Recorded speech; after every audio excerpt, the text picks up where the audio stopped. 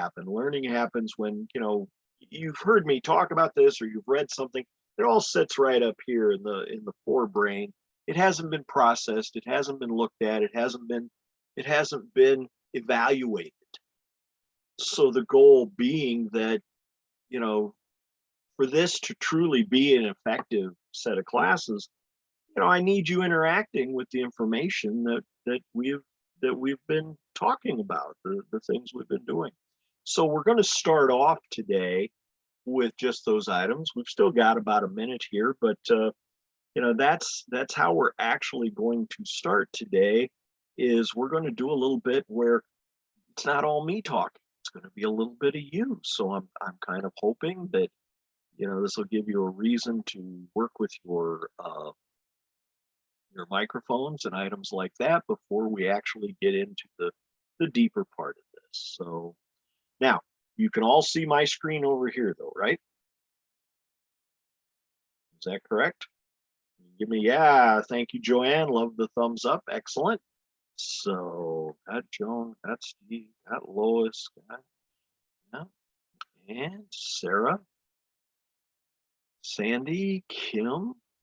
Yes. All right. So I think that's where we're at so far. So that's good. All right. Welcome, everybody. It's nice to have you here. Thank you for taking the time out of your day. Hopefully you can all hear me okay. We're back to Power to the People. And, last week we had one piece that did speak specifically to the concept of power to the people. And you'll be able to go over and check the clips again later, but it was Lyndon Johnson speaking about the need for the Civil Rights Acts to actually go to a Voting Rights Act, to actually ensure, because one of the points he made that was so important was that this America was not just it was not just about setting up a government and going. It was truly an experiment. And William, good to see you there. I see you've joined us. And his point was that the basic piece of the basic principle in America was that Americans got the right to choose their leaders. And the only way that can happen is through voting, and that every person must have the right to vote.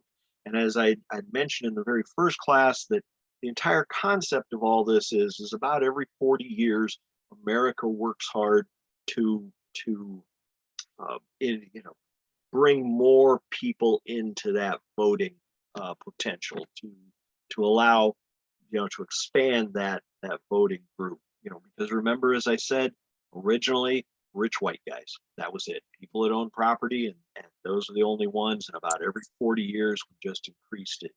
And in fact, we're going to see a slight, last week we saw the increase where the Voting Rights Act passed, and the whole concept was to open up the South, to take the power away from registrars who could just stop people because there was no power above them. The registrar could say who could vote and who couldn't. And thus, in a way, it was that last step from the Civil War. Over 100 years had passed, and the concept of the Civil War amendments that were supposed to allow the freed slaves to vote had been frustrated for that length of time.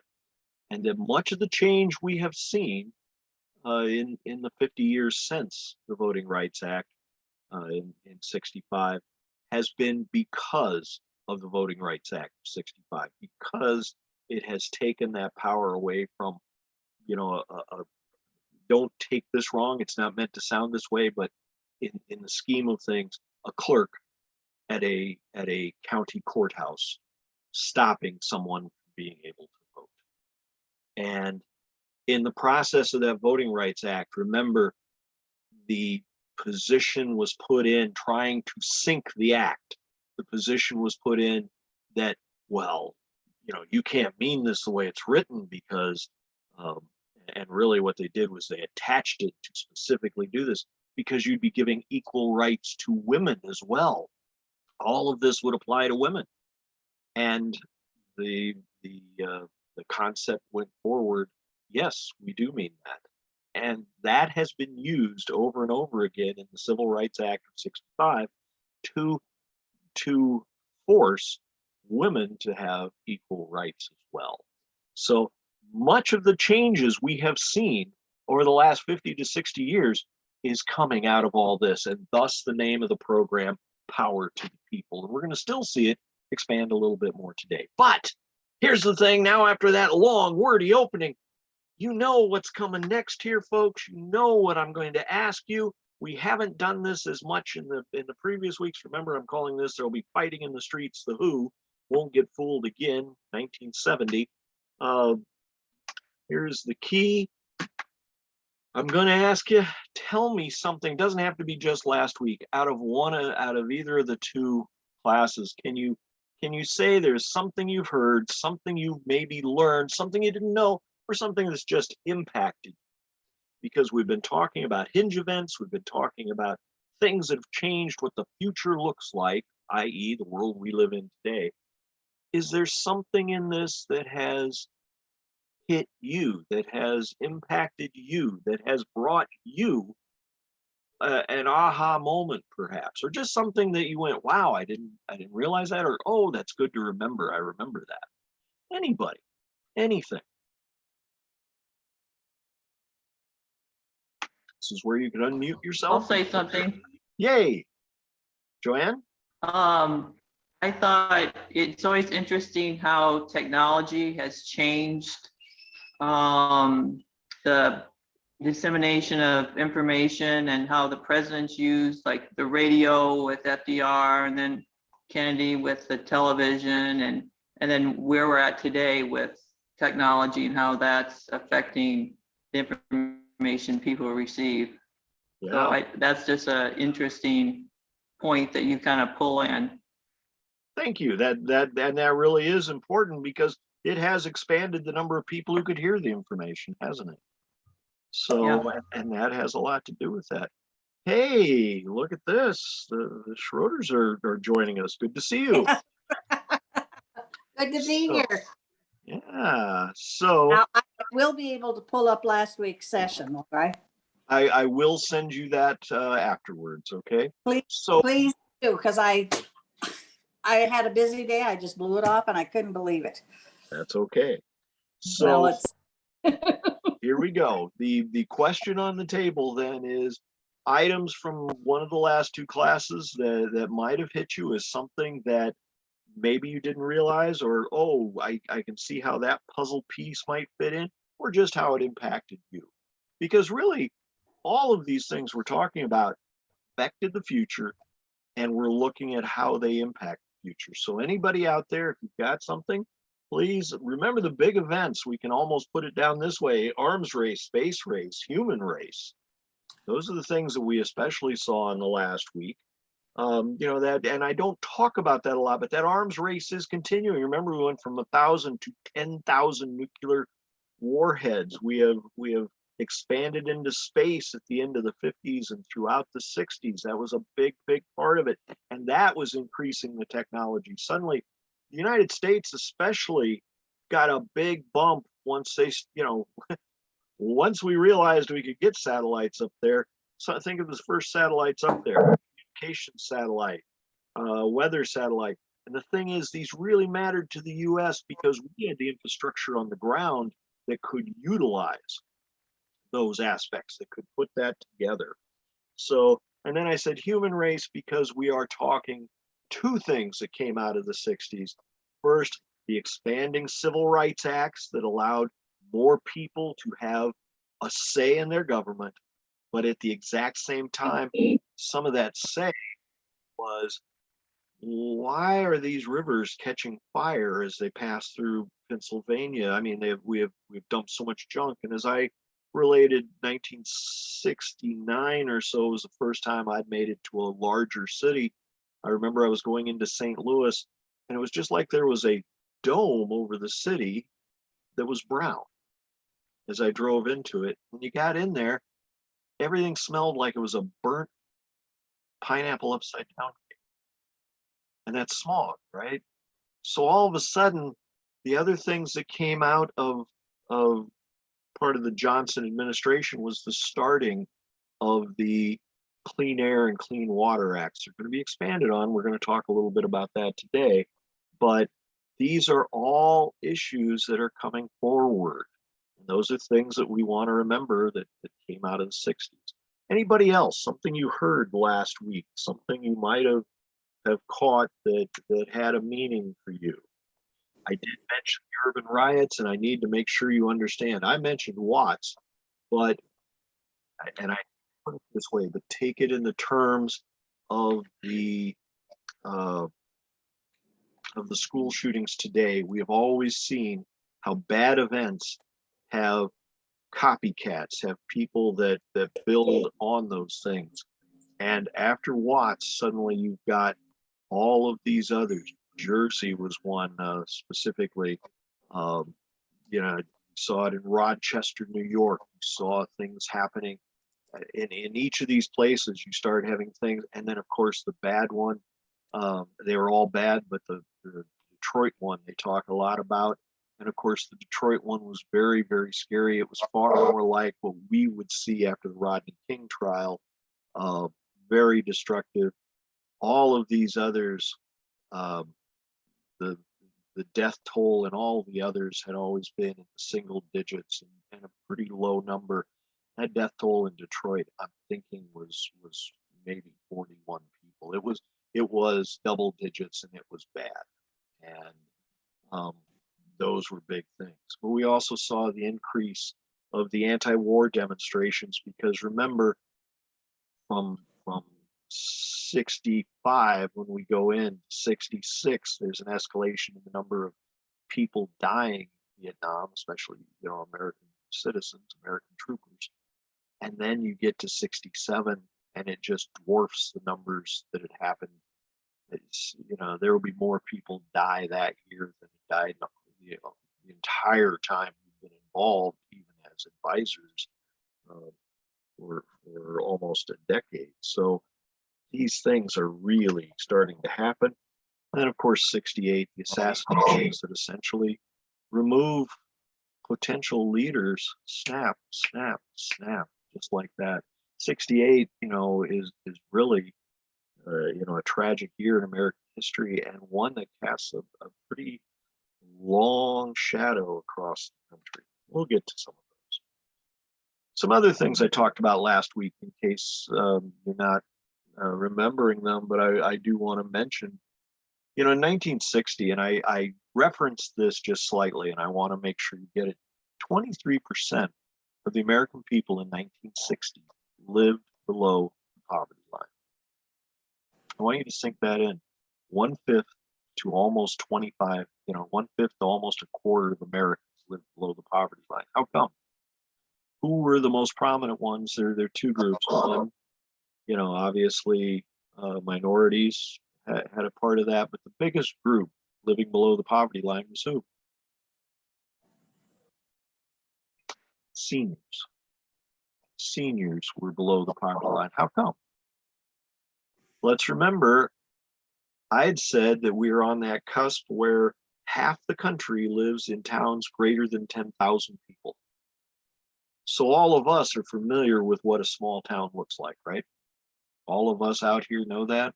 So I'll just ask you, in the 60s, when a job essentially meant how much could you pick up, how long could you carry it, how far could you carry it? That's what a job was. It's all about stamina and strength still at that point. There were factory jobs, as we will see, you know, they were coming in, but primarily it was about strength. It was about skills. It was about you know, those items. So if you are over 65 and if you live in a small town, what do you got for a job potential?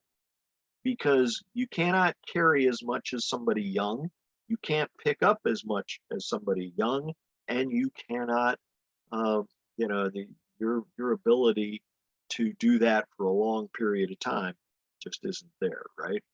So the seniors were the primary people below the poverty line. And I want you to think about this. Medicare pulls most seniors above that poverty line within a year. And the other thing, one of the laws that the Johnson administration passes, the Child Welfare Act, which was primarily about medical checkups, drops the infant mortality rate by a third within a decade, continues to do so. America had been high on the list, and this is not a good list to be on, as far as the infant mortality rate for a civilized country. We were one of the, that's one of the black marks that had always been there. We were high on that, and we dropped half our distance from the top in that one decade. It's continued to pay back. And also, you need to realize the non-cash portions. We're not talking about welfare payments. We're talking about food stamps. We're talking about the availability of aid to dependent children. We're talking about school lunches. Those three things reduce the poverty rate 26% from the point Johnson had taken office at that point. So in today's world, you say great society, and of course people sneer, snicker, and tell you all sorts of bad things. They forget, just like everything else in history, history is open to the people who want to interpret it. They will work hard if they want to diminish something to avoid telling facts. And these are facts you need to know. It had a profound impact, just like the Voting Rights Act, just like the Civil Rights Acts of the 60s. All of those had profound impacts on our world today, and they should not be discarded. The example I always use as far as these things go, there was a time that every town in America might have had a small gambling casino, a small place to place your bets. And the reality is they all got smart enough to get rid of those. And yet you go far enough down the road, people forget. Another great song, people forget. Anyway, so here we go. Those were some of the Great Society programs. Drastically improved the quality of life. So just reminding you of those things. All right, and that clean air and clean water paid dividends throughout. And that brings us some other important things. Increased education opportunities. Remember, I had said that in 1960, suddenly by 65, 50% of kids graduating from high school are going to college. One of the things with that we need to remember, that didn't say how many graduated. Also remember, rural areas versus suburban areas, the bigger cities, much more likely to go to college, because why? You had a job that you knew you needed that degree for.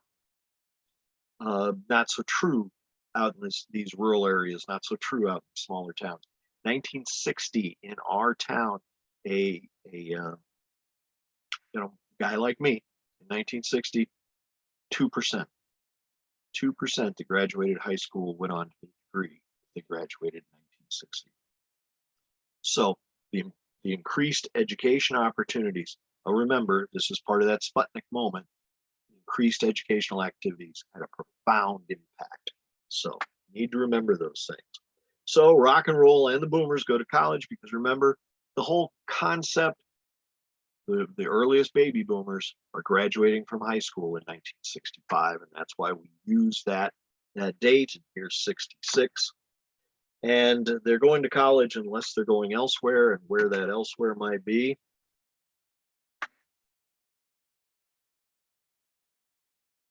Vietnam, right? 65, we went into Vietnam. Remember these numbers for 66, 385,000. Death toll is increasing rapidly. There's 4,800 deaths in 66. Now, by the end of 66, the total death toll is 6,000. But that's bad, but we need to think, watch what happens in 67. But first, I want to remember, I always like to keep things local so that you can put these things together and say, well, how did that impact us here? January, IBP opens the world's largest chill kill plant near a small town in Dakota City. Why a small town? Why would they put it in a small town? Why didn't they put it in Sioux City, Iowa? Why didn't they put it in in South Sioux City, someplace bigger. Of course, you could do it right outside of town. Tax rates, you get a tax benefit that say, oh, gee, 20 years, we're gonna keep your taxes low for this 20 years. That's the inducement to get you there. Why would I make that inducement? Well, I know in 20 years I'm going to get the money back because you'll have significantly improved it. By the way, when was it that IBP moved their corporate office from Dakota City to no tax South Dakota? It was right around the 20-year mark, wasn't it? Yeah, it's amazing how that works. Anyway, Wind Charger. Anybody remember Wind Charger? They'd been 30s, 40s, 50s. They were small electrical producing windmills that you could get electricity from to power some lights, power some things like that. They open a new plant for 1,000 workers in the Tri-View industrial area. Terra Chemical comes to Sioux City. Again, these big companies, big corporations, and they will actually call Sioux City home. Iowa Public Service, they open one of their largest steam facilities nearby now. And we're not talking Port Neal 4, we're talking, I think, Port Neal 3, really. And that's one of the largest ones in the area. And it's going to be dwarfed by Port Neal 4 in 75. But also, remember, why did Iowa Public Service have their places? Because back originally, Iowa had a large deposit of coal, and it was the clean coal. I'm thinking anthracite. Am I thinking correctly? Had that, and the people that had Iowa Public Service actually controlled that coal. Now, what's going to happen is by the late 60s, using so much coal, using so much of that clean coal is gone, moving to Wyoming to get the coal. And of course, that is the softer coal, and that is the dirtier coal. And of course, that's going to start causing air pollution issues and acid rain in the east. All those things will need to be addressed. By the way, all those are south of town. City planners say we need a new bridge across here. We're going to do that. In fact, at some point, we're going to connect that bridge. It's going to connect Highway 20 coming across Nebraska and go right through US Highway 20, and it'll take you all across Iowa, straight across. It'll be great. Yeah, okay. So, by the way, there's that ad for the Wind Charger 650 watt power item. And also 1966, and I made kind of a funny deal about this. Western Iowa Tech was established. Tech, it was not a community college. It was what? It was a VOTech, vocational technology school. You could go there to learn. I had a friend that went there to learn auto body repair. I had another friend that went there, to the heating and air conditioning units and made a good living doing that afterwards. And of course, I don't see Dr. Dunker here tonight. He'd be the first to tell you he was in that first group, I think in 67. And remember, it was just one small building down. They just recently tore down the Hobson School. It was one of the schools that had been down by the stockyards, right there at the base of the Floyd Viaduct. That's where they first established themselves before they built the facility out there. So as I told people at noon, hey, I hope you're enjoying these comfy seats you're in, because this is where it all started. So, and some rock and roll things going on. Just to remind you, you've got the Byrds doing Turn, Turn, Turn, Beatles. You got Dylan releasing Blonde on Blonde. At the same time, Beach Boys bring out Pet Sounds. The Beatles come back with Revolver. Buffalo Springfield, for what it's worth. There's something happening here. What it is ain't exactly clear. There's a man with a gun over there saying, me, I've got to beware. This sounds incredibly prescient for today, doesn't it? Because, of course, it was about a demonstration on the Sunset Strip. Kids carrying signs saying, hooray for our side. Grace Slick, who I mentioned last time, joins Jefferson Airplane. She brings a couple songs with her, one of which is White Rabbit. That tells us everything. So just to establish in your mind, that's the end of the 60s, just running through here. Need to get to some items, the Prefab 4 for everybody who remembers them. And of course, these guys who had a variety show, just like a lot of other people, except they did humor that might be a little tougher, right? It might have a little bite. So Beatles release Sergeant Pepper, we start seeing that. Here's the thing I want you to remember. The reason we remember the 60s is the time was populated by these larger than life characters, whether it was medicine, sports, music. I say medicine, what's happening right here at the end of the 60s in medicine? The first artificial heart, right? So many things changing in diabetes care, in heart care, and so much stuff. And of course, the politicians even seemed, everybody seemed bigger, better, bolder. You know, just some of those people that we would come to know in all walks of life, right? All of them would have an impact. 67, Zenith constructs a huge new facility in Sioux City, and they turn out TVs, radio, stereo components. In fact, I'm thinking, and I could be wrong, but I think they subsume some of Windcharger at that point. But anybody out here worked at Zenith? Many people that I know did. You know, and that was one of those first early jobs. It could be a great job. Just a reminder of what the bridge looked like back then. Just trying to place it. Remember, I said that IBP had opened their plant, and of course they're trying to remove the skill. That's a quote out of the newspaper. They don't want. Why is that? It's important because we had lots of packing plants, but they were butchers. They butchered the entire animal. They made all the cuts. The difference with IBP, each person just cuts once. All you're doing is taking the knife, grab it with the hook, cut it with the knife, and it moves on down for the next person to cut their part out. Well, we didn't know at the time it's going to lead to the end of the stockyards. That's a big impact for Sioux City, isn't it? Now, I also want to mention, before I get to that, I just want to mention this. We talk about impact for Sioux City. This should mean something to some of you. I said there were urban riots. And in 1967, there was a blue panel commission that reported back what the cause of urban riots were. And of course, a lot of that cause was you had a dense confinement of minority people who lived in the inner cities. Remember, prior to this, all the way through from the start of the 20th century, the newest group immigrating into America would go into the inner cities, they would get these jobs, they would then move on to better jobs, and if not better jobs, at least better housing from the jobs they had. Did not happen due to, think about the South, we got to remember there was what is called de jure segregation, just segregation that happened that was not on the books, redlining, which prevented Black people from moving into the suburbs. And it might be done because somebody wouldn't allow them to, they didn't want them to move in. So the big ways that was done was subtleties, the same way that it was done with women and everything else. Oh, I'm sorry, you can't get a loan. You can't do the things you have to do to be able to improve and move out of these situations.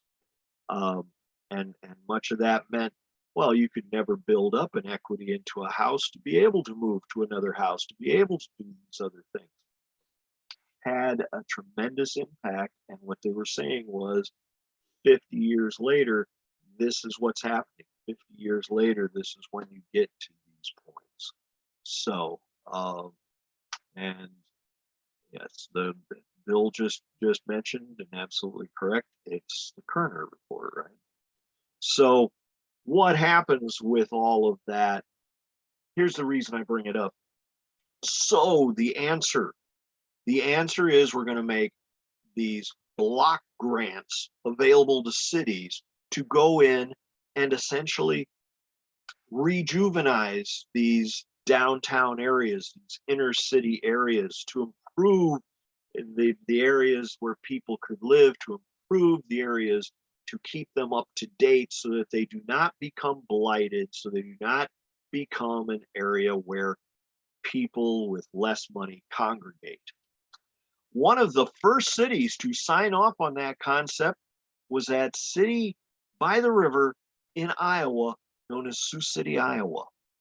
They signed up for those CDBG block grants that allowed them to make payments to people to say, we're going to buy your property, we're going to then destroy it and make something better.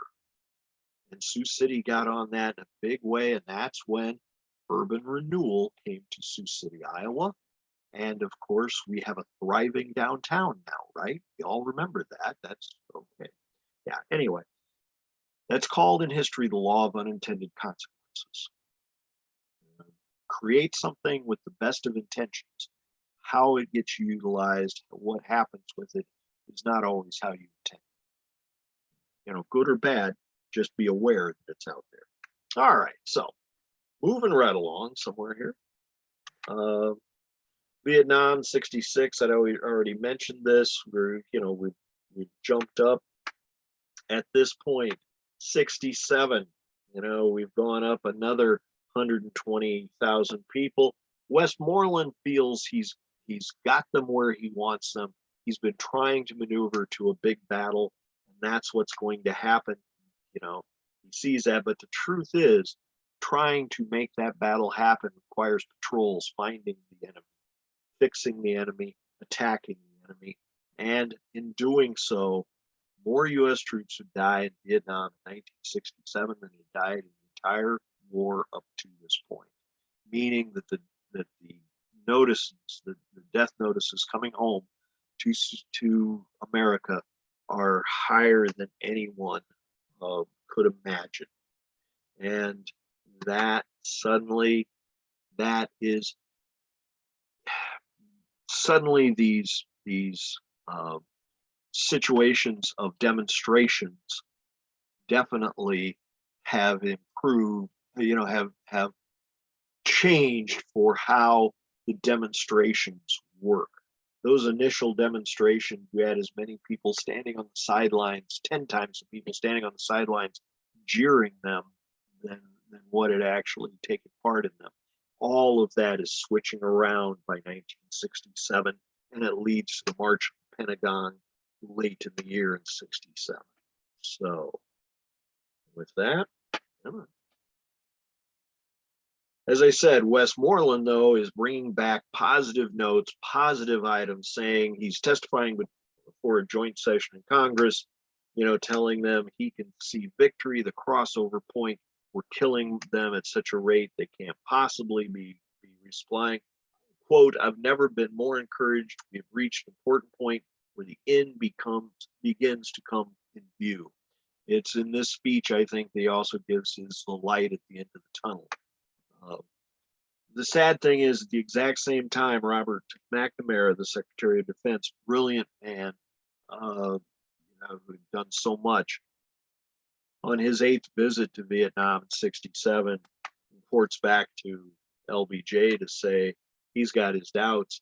Pacification has, if anything, gone backwards. So my point is, in the news, we're hearing everything's going great. Got the general in charge of everything saying, I can see the end in sight. Over here, the people that are making the war possible for that general by delivering the goods, the services, the troops, they're over here saying, this is not, everything we see isn't that, but this isn't the report we saw on TV, was it? The only reports we saw on TV was how well it was going. Problem is, we were also seeing reports on TV that showed us how well it wasn't going. The famous Zippo platoon who were going in and would light the hutches on fire and everything else. Showing the American public, because it's the first time you actually have cameras in the field, showing the American public what warfare really looked like in Vietnam. And remember, this is a huge moment in American history, because I said you've got the under 30s, the over 30s. You also have to remember you've got, the pre-nuclear generation and now the post-nuclear generation. Warfare looks different now. Before that, you took a strategic location, you took, supply lines, you pushed to defeat the enemy. In limited warfare, it becomes a war of attrition where you're trying to do what we did in the Civil War, finally use up so many of their bodies, they don't want to fight anymore. You know, the reality is it's happening the opposite way. It's America that's realizing so many people are dying and we're not sure what we're achieving. And that's what's happening in 67. Westmoreland reporting famously, we have turned a corner in Vietnam. We're killing these people, the enemy, at a ratio of 10 to 1. And remember, we used to see it, the little flags in the corner of our news reports every night. Number of American deaths, number of Viet Cong deaths. Of course, it was always 10, sometimes 40 to 1. And of course, Senator Hollings to Westmoreland in that famously says, General, the American public doesn't care about the 10, they care about the 1. This becomes a big deal. North Korea hijacks a US ship. It's the Pueblo. In reality, the ship is a spy ship. It's out there. It has been listening into radio communications between China and other places. Notice it's off North Korea. None of us understand why this is important, but it becomes very important to people in Sioux City very quickly, because the Pueblo incident leads LBJ to activate the Air Guard units. The 185th will go to deploy in South Korea. And of course, this is one of those events. The ship is taken, and there's not a thing that LBJ come up with to do about it. Now, there's 2 points in that. One is that things start happening so quickly and they're distracted from this. What's happening quickly is suddenly there is the siege at Khe Sanh, which is a forward base in Vietnam, and that siege will go on for months. And what happens, you've got an immense amount of Viet Cong surrounding the base. There's 6,000 men. It's in a remote corner, and of course they have to be supplied to hold out. They have to fight. This is looking an awful lot like what happened to the French at the end of their battle in 54, 56. And the thing is, Westmoreland had known it was coming. He'd pulled troops from cities to deal with the attacks. What suddenly becomes clear very quickly is that it was probably a diversion to get the Americans to do exactly that. And a week later, on January 30th, the Tet Offensive happens. It's a simultaneous attack on the urban areas, regional capitals. Every urban and regional capital in Vietnam is attacked simultaneously, and that includes Saigon. So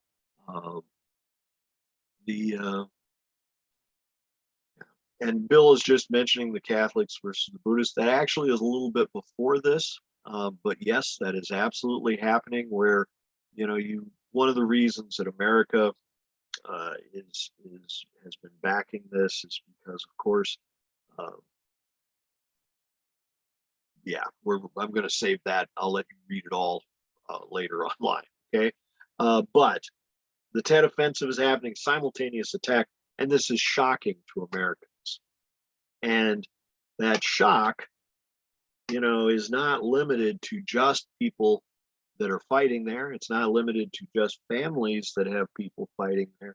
There's a close-up showing where all these attacks are happening, and some of them become knockdown, drag-out fights. And this is the big battle that Westmoreland had been looking for. They will engage regular troops, not Viet Cong. We're talking North Vietnamese regular troops. He's going to get his big battle, and he will, and will go throughout history after this saying, we beat them on the battlefield. We made it impossible for the North Vietnamese to actually field an army and have a strategic objective with that army for the next 2 years. And he's absolutely right. But at the same time, that doesn't do anything to the Viet Cong, who are the ones that had been there fighting all along. And they are even more empowered because the people in South Vietnam, the South Vietnamese citizens, are realizing all these years of war, and they're able to reach out and hit every capital city at the same time on the same night. And that has a profound impact in America. This guy, Bobby Kennedy, comes forward and says, for years in Vietnam, we've been told the measure of our success was the increase in security and control of the population. Now we see that none of the population is secure, and no area is under secure control. Bobby Kennedy had been, at his brother's side when they were examining what to do about Vietnam and knowing that they really can't lose it. They cannot allow it to pass, but they were never willing to put frontline troops carrying the battle. JFK had famously said, in the end, it's their war, it's their battle. They have to win or lose this. It's LBJ that put the troops in. We talked about that last week, that put troops in to defend the air bases, because the air bases are carrying out the long range bombing attacks. But now all of a sudden, of course, from 65 on, we're actually carrying the battle forward. As I said, the Pueblo captured, Tet offensive. With all of this, of course, the news media, wants to know what's going on. They're looking, and it's at this point, 1968, when Walter Cronkite goes and spends a week to 2 weeks in Vietnam, filing reports from there, seeing what he can see. And in reality, he comes back, and at the end of his newscast, after showing all the things he saw, he comes on and with a little flashing commentary sign up above, because he was not one to make comments, who said, this is clearly going to be a stalemate. It's going to be a bloody stalemate. I do not see how we win this war. We cannot say that we have not done our part. We have tried, we've made the effort, but it is not our war to win. And we should be looking for a diplomatic out. Well, of course, the truth is they've been looking for a diplomatic out for a long time, but on our terms, not on theirs. And that becomes a big deal. In those events of 68, Lyndon Johnson sees this and immediately turns to his aide and says, my God, I've lost Walter Cronkite. I've lost America. There's no way Middle America is not going to go forward with this. And LBJ starts working very, very hard at the idea of a negotiated peace and the Paris peace talks and everything else. And it's at this point, Westmoreland comes back and says, oh, we got them where we want them with this, and I need another 206,000 troops. And Johnson denies the request, authorizes 13,500, tells the South Vietnamese they're taking over the war. It's their war. And at the same time, he goes forward and he calls up the National Guards. He alerts the National Guards, the Iowa National Guard units get the call. That means the 2nd Battalion Mech, so the 2nd Mech 133rd out of Sioux City, Iowa, would be on their way to Vietnam. So you got the 185th, the Air Guard heading to South Korea. You've got the 2nd Mech heading to Vietnam. And of course, what this means, this is something, LBJ had tried to fight this war on the side, without involving the general public as much as possible. And that meant not involving the National Guard units, because the difference is you're not taking people on a side route. They're not moving from high school to, instead of going to college or going to work right now, we're moving into the military. Now moving established people, uncles, fathers, into a war zone. And that means you are now involving the entire American public, not just the youth and their families. And just some pictures from Sioux City, of the Guard, and moving out, heading to the airplanes, and off they go, baton twirlers. And we need to think about this, because I said that the view of the war has been changing. I said that in the big cities, suddenly the demonstrations, things like that are happening. But I need you to notice, up until early 1968, if you were on the college campus at Morningside College, all you saw were positive, rah, rah, go military. And suddenly things are changing. Suddenly now there are student groups for peace. There are demonstrations, as in the form of people walking around carrying signs or planting crosses, in the quad. All of those things are starting to happen. And in fact, we have a demonstration down at the Federal Building in downtown Sioux City. The Journal tells us that it only drew about 25 people and lots of negative comments from people driving by. Now, I mention this to you because this is a change. It's a drastic change, and it's a change not just in the big cities going through. So that is, a big piece of this, and it's people, just normal people showing up to say, I have a part in what my government decides, and I'd like my voice heard. Now, of course, that is a big deal. And Johnson, who in his office can hear the chants outside his room of, hey, LBJ, how many kids did you kill today? And that bothers him. Also, the fact that he's starting, Johnson has always been, the most powerful man in the world and probably one of the most able administrators to ever occupy that office. He has an insecurity streak as wide as the Grand Canyon. And the thought that he could lose the election, plays a lot into this. But he announces he will not run in 1968. And of course, he'd have a scare in the Democratic primary in New Hampshire, where an unknown Minnesota senator, kind of a dilettante, named McCarthy, runs against him and comes within a hair's breadth of defeating him. So, but here's the thing we need to think about. Johnson has the ability to say he's stepping aside. Not all the leaders get the chance to do that. This is the scene. Martin Luther King has just been shot. Not everybody has the ability to step away. And the removal of Martin Luther King, we have to realize the peace movement, the civil rights movement was already fragmenting. You might remember last week I'd shown you a picture of Malcolm X. Things are starting to get more edgy, and there are more demands. And you now just removed this man who has said no, it's got to be a nonviolent effort, and that's going to make a lot of change in the future going forward.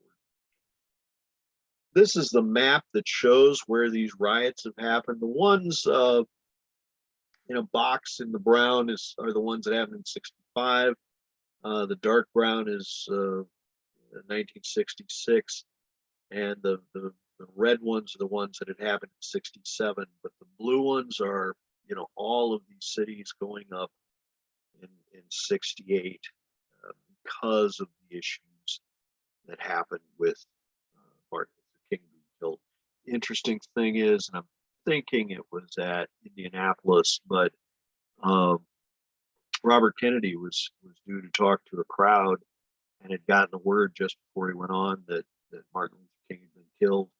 And Robert Kennedy speaks from the heart, tells everybody what's happened, speaks from the heart, says, this man would not want a riot. He would not want violence. My own brother was struck down to violence. What we know is violence does nothing but beget violence. Honor Martin Luther King. Do not go forward this way. Make your voices heard. Don't riot. And they did not. But everywhere else, the fires are burning, literally. This is the smoke drifting across the Capitol in DC from the riots. These are the troops stationed on the steps of the Capitol with automatic weapons.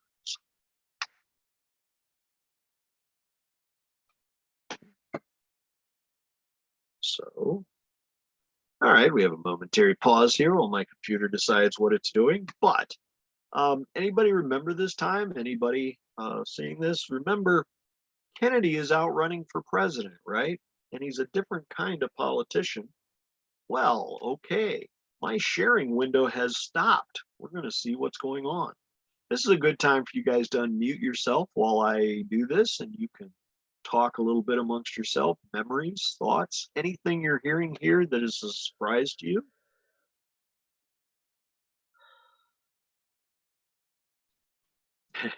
Catherine saying no. Okay. Any Not really a memories? surprise, but I enjoy the reflection on things, that bringing it back, what it was like at that time.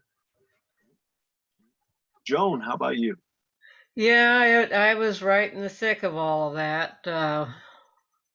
And what I recall from it personally was a lot of confusion, not knowing what was going to happen next. You know, 3 assassinations in 5 years. It was like, it felt like things were falling apart. That's my memory anyway. Yeah, definitely felt like things were falling apart. Things were going badly, and that is quite a sobering feeling at the very least. Well, and with the death of Robert Anybody Kennedy, else? I felt Anyone like else hope out had there? died. With the death of Robert Kennedy, I felt like hope had died. That is a good way to put that. That really is part of the feeling there, right? This slide. Let's see if I can get this reloaded and going here. Hang on. Screen share. I'm assuming you can't see anything yet, right?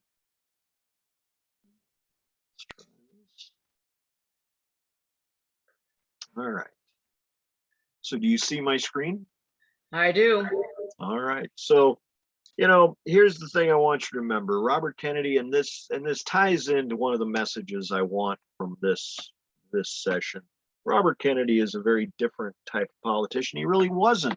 He had only ran for office. He had actually run his brother's campaigns for the president, and slightly before that for you know, the Senate, and his first run for the House.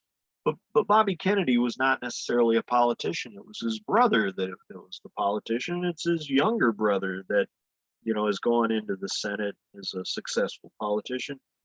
Bobby is, you know, he doesn't just tell people what they want to hear. And really, this kind of ties into us. Nebraska students were actually shocked. He went and spoke at Creighton University in Omaha, and you know, he's talking about the things that need to happen in medicine, the things that need to happen going forward so that everybody has a potential. Now, remember, he'd gone through the inner city part, drawn huge crowds there as well, but he has a huge crowd where he's speaking.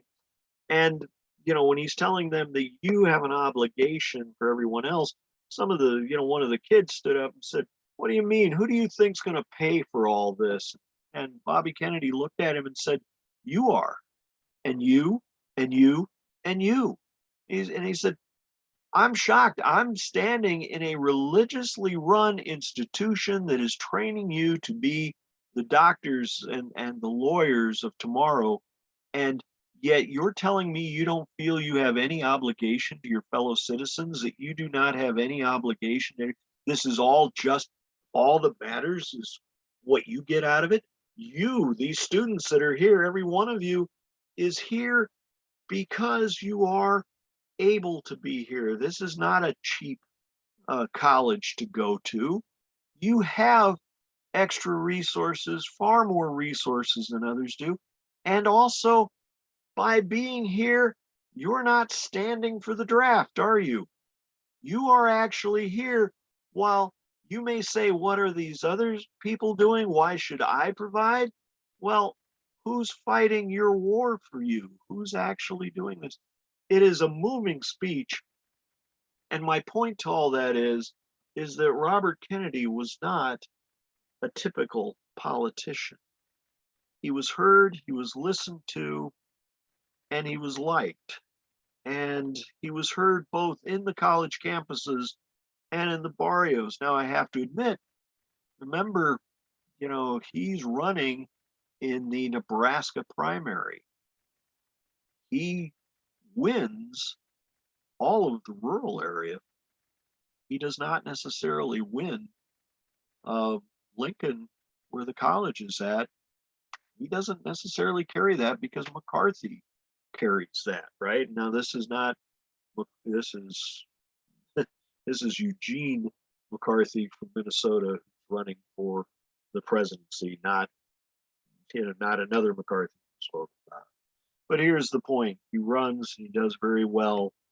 He is shot down, assassinated, as he leaves the scene of his greatest victory and says, "Let's go on to Chicago and let's win there." But Chicago, of course, he did not have the delegates wrapped up, and remember, how did I say we used to before JFK started pushing us toward the concept of primaries? How did we decide who was going to be running for president? It was out of the smoke-filled rooms. And that has not changed by 68. The vast majority of the delegates are still up for grabs. And the question is whether the powerful in the Democratic Party would give those delegates that are uncommitted to Robert Kennedy, even though he's got the lead. Remember, he's running also against Hubert Humphrey, who's the heir apparent, so designated by LBJ because he was LBJ's vice president. Power to the people.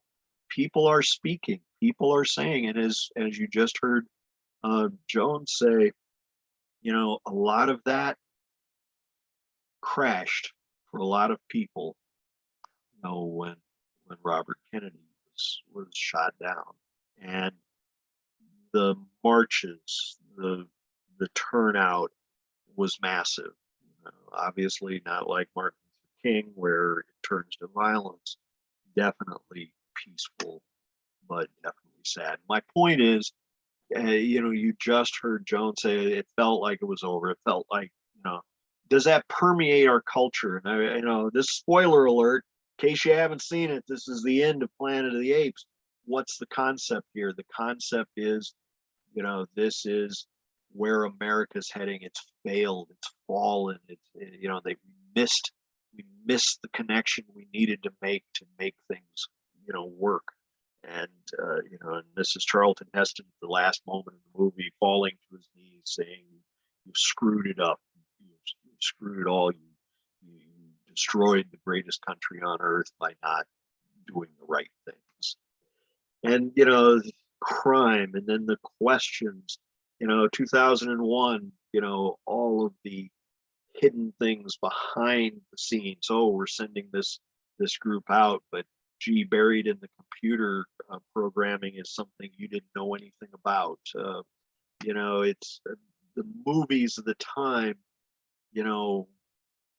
might be in some ways good, but we're hitting that end where movies used to be, when it came to warfare or anything else, they were brutally factual. We're also, as you see here with Where Eagles Dare and Ice Station Zebra, all these other types of movies where some of it's more an adventure movie than necessarily a factual movie. Green Berets, brutal. John Wayne, and much of it is the story of a newspaper reporter coming around to agree with how things were. But it's funny because when that was made, definitely the rah movie you're looking for, but by the time it came out, it activated the National Guard, and suddenly some of those moviegoers have fathers sitting they're sitting there watching this, and they're maybe we're not that excited about this. But there's a lot of endings and beginnings in 1968. You've got that that point where things are passing. Here is some guy who decides it's time for a comeback. Comeback, and comeback he does. It's Elvis with the 68 comeback special, and it still proves he can rock with the best of them. Speaking of rock, 68, the musical Hair opens, and of course the big thing about Hair was full nudity on the screen, but it's also all about these crazy kids protesting the Vietnam War and how they feel about things. You've got Buffalo Springfield for the last time. They will break up and power 3 or 4 other supergroups at the time, but John Lennon, Paul McCartney, they're creating their own company. We want to do music and do it right. But 68 is, the music industry. It's the kids trying to take control and the music industry pushing back. How's that going to work out? We're going to see in the next few years of 60 to 75. Martha Reeves and the Vandellas. The Yardbirds break up. They still have some dates. The one Yardbird left standing is the most recent to join, Jimmy Page. He puts together a few friends and they go out as the new Yardbirds just to take care of those dates. Their buddy, here the Yardbirds have done a lot of heavy blues stuff. Page is moving into this more original and avant-garde stuff. His buddy Keith Moon, drummer for the Who, says, "Well, that ought to go over like a Led Zeppelin," and that's their new name, Led Zeppelin. But Cream, the first of the power trio groups with Clapton, plays their farewell concert. And of course, as I said, at the end of the year, you got Elvis comeback special. Rolling Stones, well, Brian died, but what the heck? We're just going to reload and keep going. And Street Fighting Man, Sympathy for the Devil, things like that, all big hits. This was the cover they wanted. The record company would not allow it. The record company still had some pull back then. So the Beatles, on the other hand, this is what their first release had looked like. They talk about the revolution and come back to the same area, showing themselves now. And, the song is Get Back and Let It Be. And, even though the revolution sounded like, oh, we're talking about pushing a revolution, you listen to the lyrics, they're saying, wait, no, if you want a revolution, if you're talking about violence, you can count me out, right? But, everything is changing. There are new people coming up. 67, this girl knocked him out on the stage in California, and she's gone on to be incredible. Definitely a big thing going on. Another guy that come out of nowhere in 67 at the same concert, and he's reworked Dylan's All Along the Watchtower and makes it his own, makes it a huge hit. Beatles are talking about a better day, and yet you got this group of mostly Canadians in upstate New York meeting in a little house with some guy named Bob. They're playing stuff. They want to go back to when the music was the way they liked it. Back to that time I talked about a while ago. They're playing the same kind of music that Bob was listening to when he was a kid in Minnesota, listening to some of that music coming out of the South on his radio late at night. It's music from Big Pink. There's nothing extravagant about it. You might even be hearing an accordion on one of those, but this, can we go back? There's always that look. Can you go back to the roots? As I said, Cream was out there with their power group, and yet we're moving into some of the psychedelic times. Remember, Jumpin' Jack Flash hits #1 in the U.S. in 68. Some group called, Iron Butterfly comes out with a 17-minute song called Indigada Vida. Of course, that was a misprint from the record label because it said, what's the name of this? Guys, just spit it out fast. In the Garden of Eden. Well, Indigada Vida, same thing, right? And you got this group called Creedence Clearwater Revival, just 4 guys, and they might as well, much like in a certain way, they're kind of like an electric version of that group with the band. They're they're tub thumpers. You know, what are they going to do? I mean, I don't know. They come out with a song called Susie Q and light the world on fire. You know? But speaking of setting the world on fire, speaking of the fact that the boomers had always said, we believe in transparency, we're going to be out there, we're going to be in your face. They go to Chicago to say, we want to make it clear that, you know, we have a say in what's happening, even though we're outside the convention hall. You know, remember, you know, we matter. Remember, we're there. And they're marching in the streets when the police charge them. And we have the first, what comes down is a police riot because, you know, Governor Day or Mayor Daley had said, you're not going to do this in my city. And they would have this. And the chants that would go up from the crowd was the whole world was watching. And they were. Yeah, I remember The that. whole world was pretty outraged about it. Not sure if anybody is trying to talk to me. I'm going to come over here and mute that microphone. So, but if you have any comments, this is a great time. But we're coming down on that election, and there's something we've forgotten. We've forgotten totally about it. It's 68 is that election year. You've removed so many of the people that could have an impact in it, but you're left with one guy coming out of the South who's running as an independent. And he's making his message known completely. You got Richard Nixon, who's also out there running, and he runs on a law and order campaign, which is kind of a dog whistle for, we're going to stop these riots. You know, what do these people think they're doing? And but he also promises to bring us together, and that has a lot of merit, a lot of power. Hubert Humphrey hasn't given up and is fighting back from the edge of a cliff. He had nothing. He was nominated by that fractured Democratic convention that during the, you know, that entire time when ballots are being cast and yet the billy clubs are being swung in the streets. You know, it's absolutely the worst endorsement you can get, but he is fighting back. He's going forward. He's making things happen. Yet at the same time, Vietnam is continuing to be a big thing. And suddenly the deaths per month are peaking at over 2,000. Remember, you came into this year, you had, you know, when you came into 66, you only 66 to 67, there were only 6,000 people that had died in the entire war at that point. Suddenly now we are hitting 2,000 deaths a month at the peak. It's averaging 1,200 a year per month. That's a lot. That's just a lot, and it's having an impact.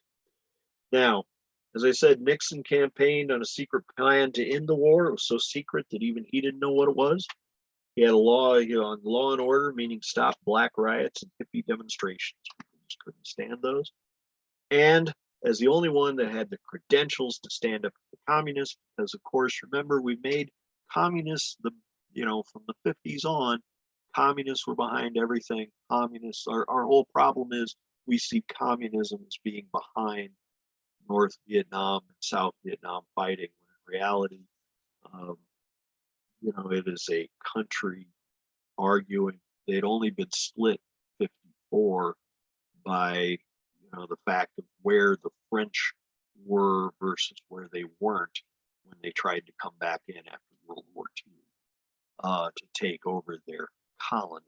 We refuse to see it in those terms. We see it as an us versus the communists, and that's why we're there. And that, shows what happens when if you're going to cram something into something that matches your thinking rather than really be expansive and say what's really going on here. And that has a huge impact. Now, point is, during all this time, Johnson has been both escalating the fighting and putting the pressure on the North Vietnamese. And he is saying, we can make a deal. Johnson, always the ultimate deal maker. He is working like crazy. And part of the thing that has happened that has so hamstrung Hubert Humphrey is Humphrey is no more for the war than Robert Kennedy was, but he cannot be seen to be disloyal to Johnson by saying that. Johnson behind the scenes suddenly turns around, says we're suing for peace, and he's put it on the table to the South Vietnamese that you need to take this offer. And what is really, really biting for Johnson and makes it so terrible is Johnson, of course, has wiretaps on much of the South Vietnamese contingent that are in America. And that wiretap, of course, much like the problems we would see in 2016, these wiretaps that you have on these people might bring other people you didn't intend to necessarily snare. And what is captured in those wiretaps is somebody who could be seen to be an agent for Nixon's campaign, telling the South Vietnamese, don't listen to Johnson, don't take his agreement, don't consider it, you'll get a much better deal when our guy, meaning Richard Nixon, is in place. And thus the South Vietnamese are the ones that are the holdup for those peace talks. The South Vietnamese are the ones that put a monkey wrench into the whole thing. And Johnson is absolutely aflame because he knows why, but he also knows his wiretaps are not legal, and to even tell why opens him up to a massive amount of problems as well. So those difficulties with all that, Nixon's the one. And what do we know about Richard Nixon? He's been nominated on a national party ticket more times than anybody in America other than some guy named FDR. And he lost a heartbreaker to JFK in 1960. It was very, very close. What we didn't know, we do know he was exceptionally intelligent. What we didn't know was the depth of his bitterness over that loss, and really the follow-up with his loss for the governorship. You know, just to see what's going on in 69, we've got the inauguration speech. We've got, at the same time, he immediately kicks into secret Cambodian bombing. He's, you know, he has absolutely no authorization to be bombing another country to widen this war, but he's doing it anyway. And the only guy that might have said something to him about it dies almost exactly the same time. Shortly after Nixon had taken office, the only guy he might have listened to, Eisenhower, passes.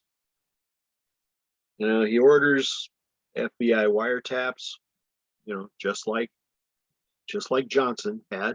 He orders illegal wiretaps to find out who's leaking information on Cambodia, claiming national security. And yet, through all this, remember that war that we're fighting is still going on. And that has tragic, tragic consequences that we need to realize. I have always said you cannot understand the concept of, you know, of the 60s and the 70s and what it's really about if you do not understand the depth of the impact of the Vietnam War. And that's why we're spending so much time on this piece. There isn't much time, though. It's 1969, and what the American public doesn't realize is the wheels are coming off the American military machine. American losses in 68 crossed the 20,000 mark. That is a stupendous number. And, you know, the peace talks, the minute you start talking about peace talks, you know, some very famous people have said this in the past. The minute you start talking about peace talks, nobody wants to be the last man to die for their country when they're over here contemplating a peace talk. You know? What happens is there are incidences of troops refusing orders as early as 68.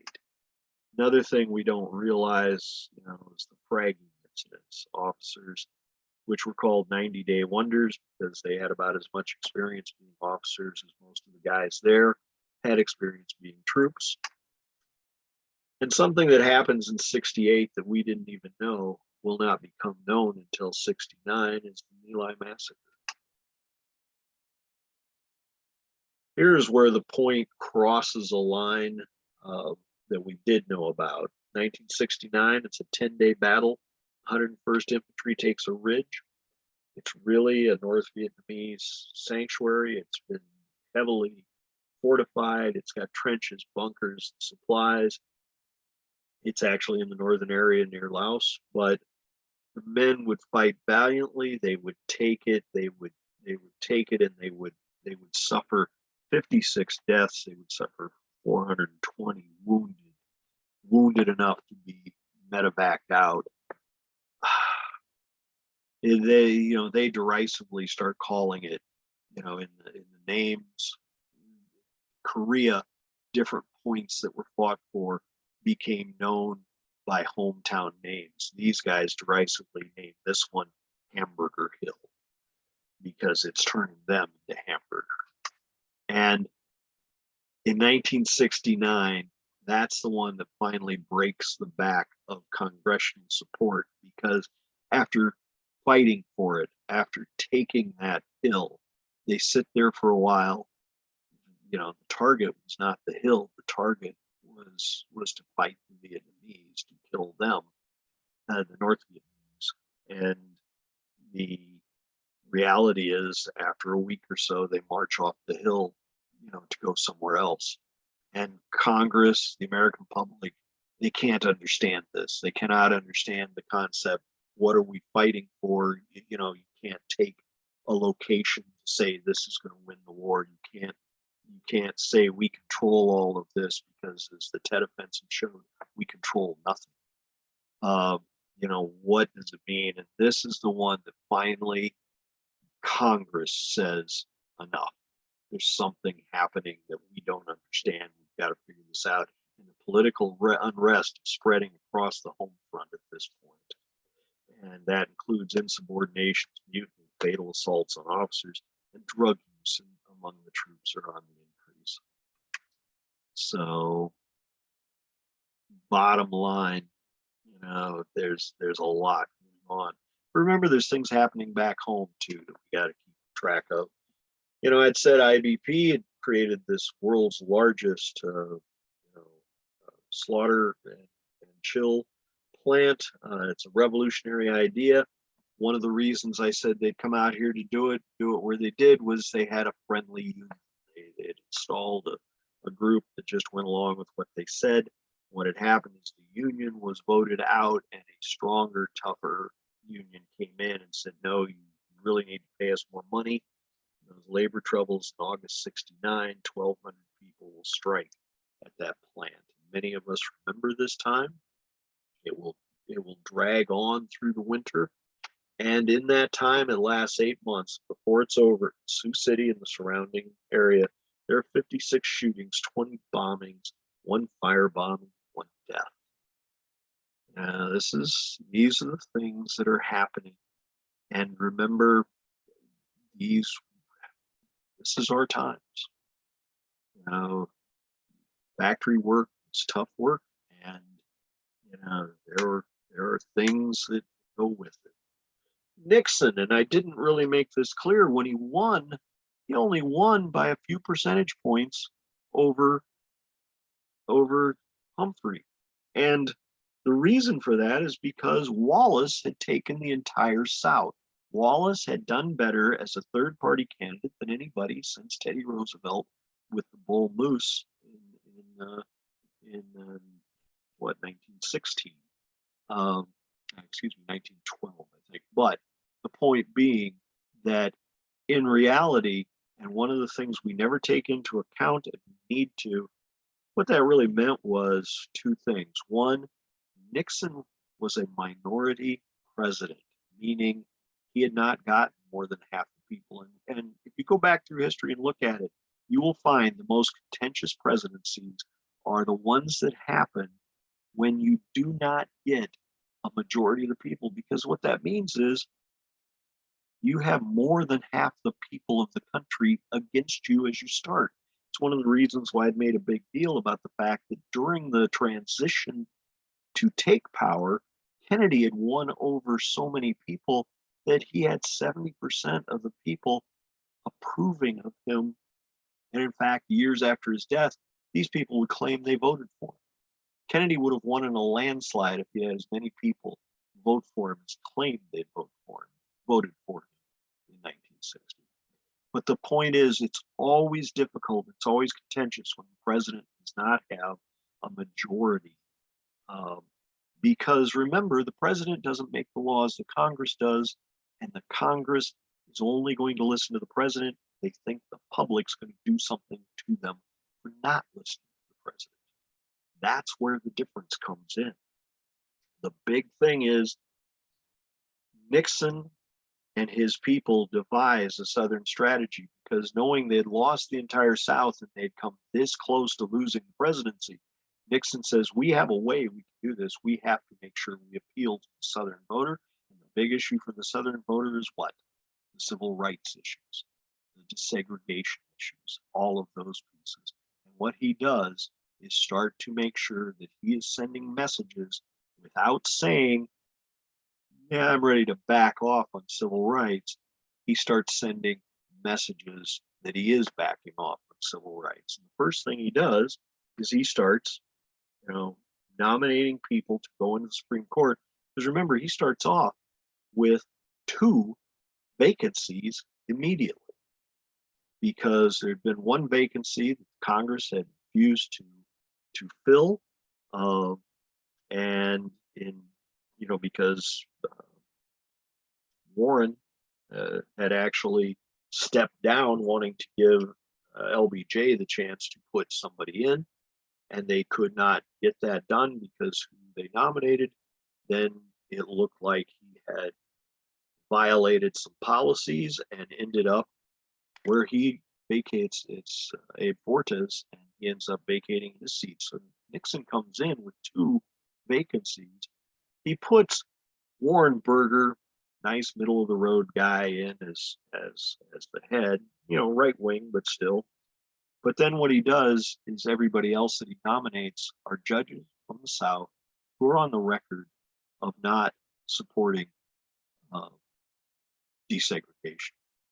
He's sending a clear message, and it's an easy message to do because he knows that the Congress, because he did not win the Congress, the Democrats are going to say no, that's not happening, and not only the Democrats but much of the GOP at that time. Remember, we talked last class, 50s and 60s, Southern states, while they may call themselves Southern Democrats, they really functioned as a third party.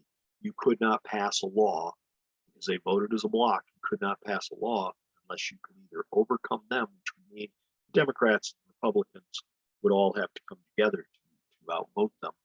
And that rarely happened. So what would happen is there would be a bidding war to see whose side they were going to support, which is why you end up with all of the space program being located in the South.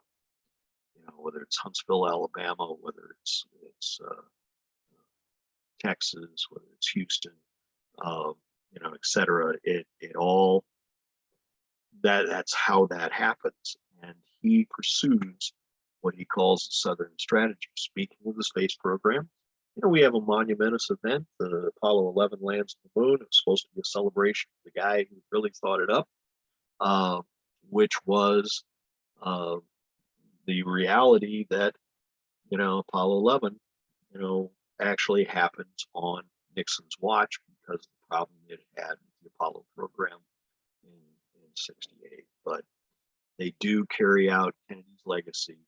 But remember, it was actually Johnson that had come to Kennedy and said, this is what we can do. We could commit to landing a man on the moon and getting him home by the end of the decade. And they do.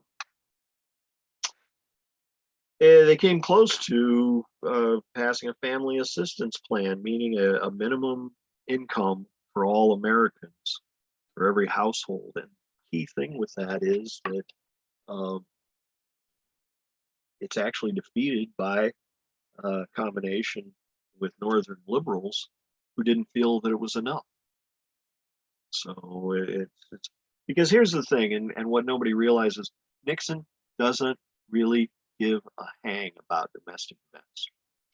Nixon wants to go down on record as the greatest statesman that ever lived. His hero, honestly, is Wilson, who acted more as a prime minister, leading the Congress and putting in all these bills that were the agenda, that he'd had. And that's who Nixon wants to emulate, but he doesn't want to do it with bills. He wants to do it with national and international policy. So what happens is he largely advocates, what's happening in America, as far as legislatively, and is only interested in as long as he can stay popular and can stay forward. So, he does go forward then with the Nuclear Non-Proliferation Act, which had been a Kennedy idea, but he embraces it, goes forward with it. At the same time, he's one of the ones that does some things that says we're getting rid of the anti-ballistic missiles, the idea of shooting down these other missiles. The reality is it wasn't going to come to pass anyway. They didn't have the technology to do it. You shoot them down, well, Canada's not really going to be happy about those landing there coming in from Russia. So, okay. But then he will embrace Vietnamization. But remember, off the start, he's escalating the war. He's going into Cambodia. He's going into Laos. He's doing things. Remember, at the same time, things are changing in America. Youth are starting to get their own newspapers. They're starting to get their own media. They're starting to get things that's talking to them. This is, of course, the original issue of the Rolling Stone, and they parody the New York Times. Their line is just all the news that fits. And of course, it's based around rock and roll news, but it also has some issues, and they follow this for the rest of their lives. The youth take on politics, and they do that very, very well. So, at the same time, you've got the Beatles coming apart, saying that this is their last record. As we had mentioned, we got the band, but Nixon had become president. Another thing that happens that year, Chappaquiddick, what's that? It's where Teddy Kennedy, of course, has a car accident, probably was legally drunk, and a young woman dies in it. And of course, that's going to derail any thoughts he'd had of running for president in '72.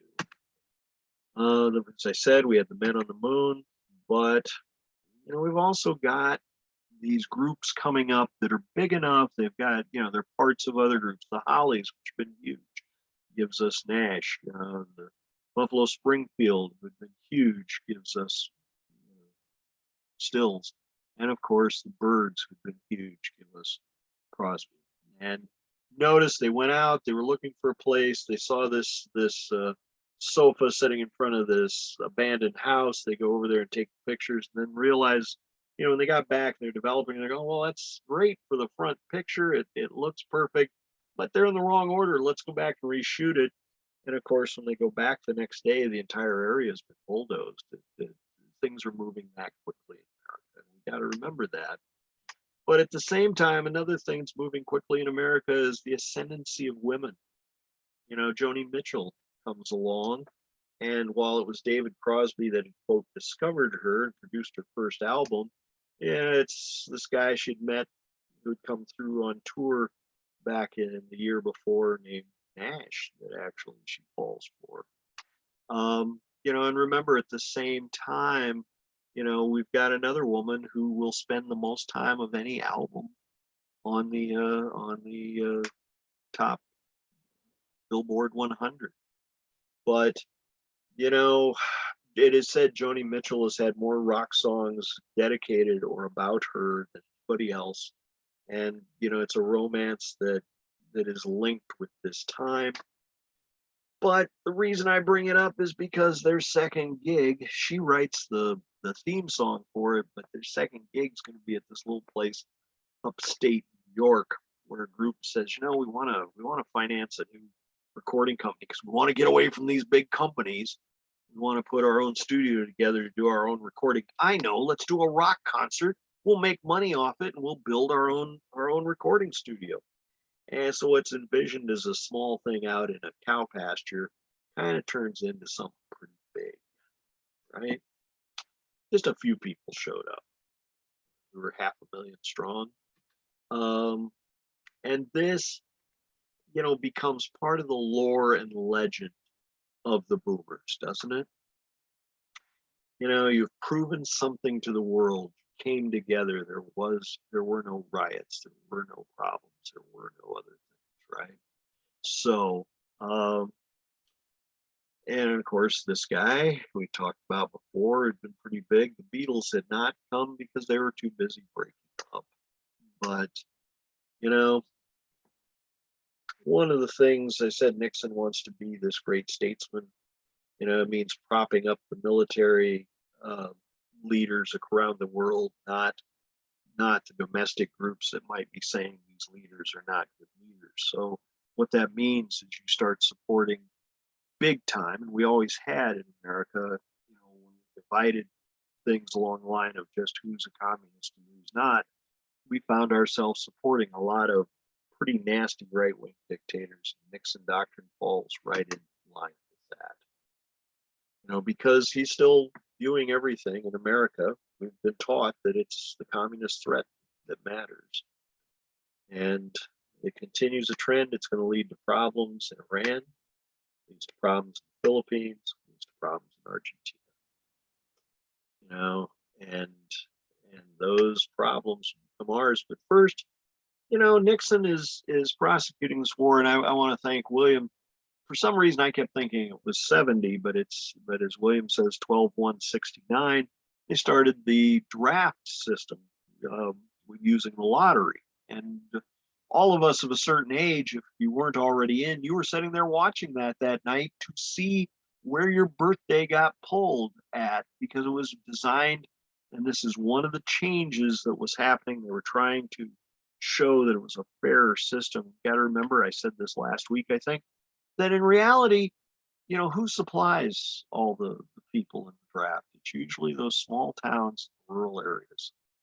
And in the big cities, big meaning New York, by 69, you were already seeing instances where the draft boards were not, they were starting, you know, I said there was a breakdown on a lot of levels. The draft boards themselves in New York City were becoming notorious for starting to issue a lot more passes to people rather than saying you had to go. Concept being, one of the things people were saying, it's not a fair system, so we're just going to make it a lottery. And based on your birth date, that's your draft number, and they will continue to pull people until you work your way down the list. And so, you know, in my case, you know, really great. All my numbers were high until the last year, and it was on that last year that it didn't matter. But the Nixon on April 30th, you know, there's been much made about the Ho Chi Minh Trail, that's how they were supplying, able to supply all these insurgents in the southern part. And he goes on television to announce that they're actually widening the war. They're actually doing this. They're actually attacking.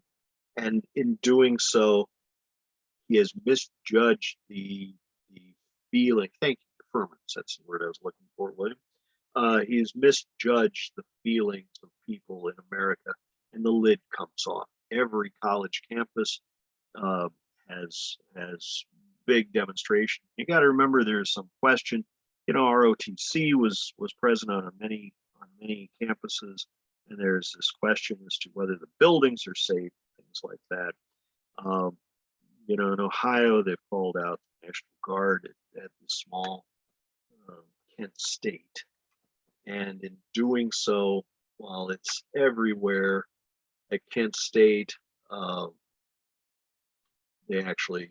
troops decide they feel threatened up on the hilltop and fire live ammunition, live rounds and kill 4 students much farther away.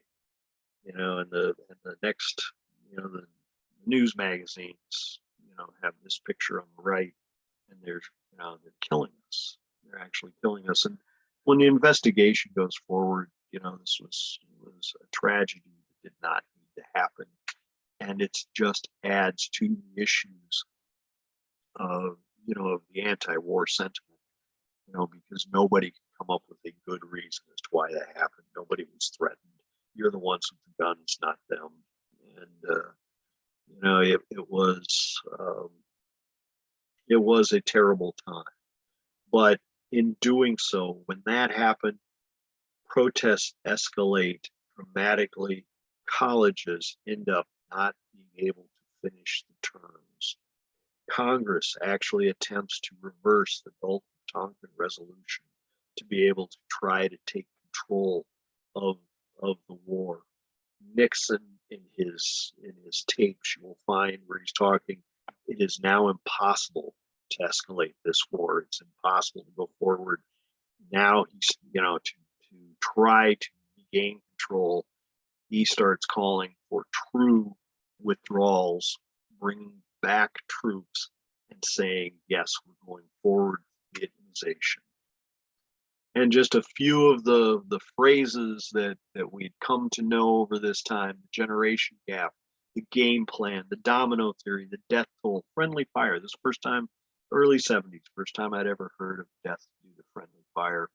Credibility gap, that is the biggest one, of course, and it's the one that carries on to this day. And we're going to need to talk about this. The credibility gap, that difference between what you heard Westmoreland say and what the reality on the field is. There's a credibility gap in the government. But we don't want to get you uptight tonight. I don't want you protesting what I'm trying to tell you. Please, no demonstrations in the aisles if you could. But damn the man. Just remember that. Let's check back in, because it is a time of change, of chaos, of so many things going on. You've got these incredible people in the music scene that suddenly are no longer with us. People that we saw that were so good and so alive, suddenly gone.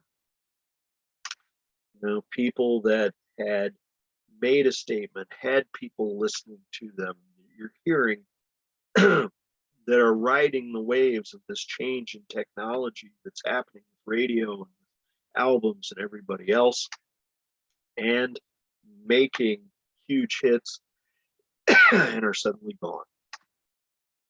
And we've got other groups coming forward to become the new big thing. Old hands that are trying to reform, and the new groups that are making an impact and out there. But it's a time of change. This is the cover to Newsweek in 1970. Women are coming into the workforce. We need to talk about that a little bit. Women are happening, and that is a huge thing. Just a few other things that are going on here. That microprocessor thing, I'm sure it won't be anything big. So let's talk a little bit about that workforce. Oh, why do I have this one down here? Why would we care that a casino burns down in Switzerland? Oh, I don't know. Should something, anybody familiar with Deep Purple, Smoke on the Water? That's what that song's from. Just had it out there. Some new groups that are coming forward. Queen, Heart, ABBA, Electric Light Orchestra. Elton John gets an international hit. These next guys, and who's this Michael Jackson guy anyway? I don't know, going solo. I mean, come on, it's a family group. These are all coming out of the early 70s.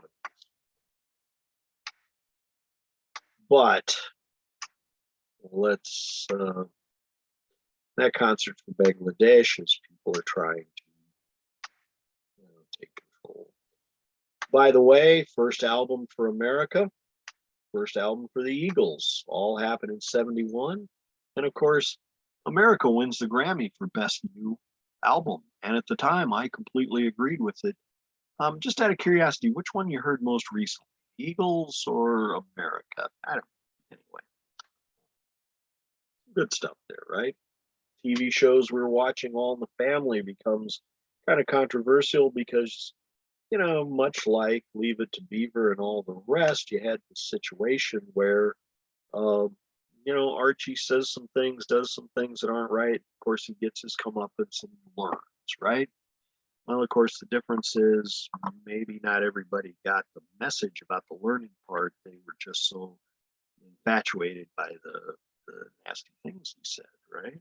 So, and Tommy Smothers happens to mention that, you know, I turned on the TV and saw our variety show that had gotten canceled. The only difference is Star, Sonny, and Cher, and nothing controversial in there, right? Just showing you the things that you might remember. You know, I had mentioned Led Zeppelin coming along, and they get really big.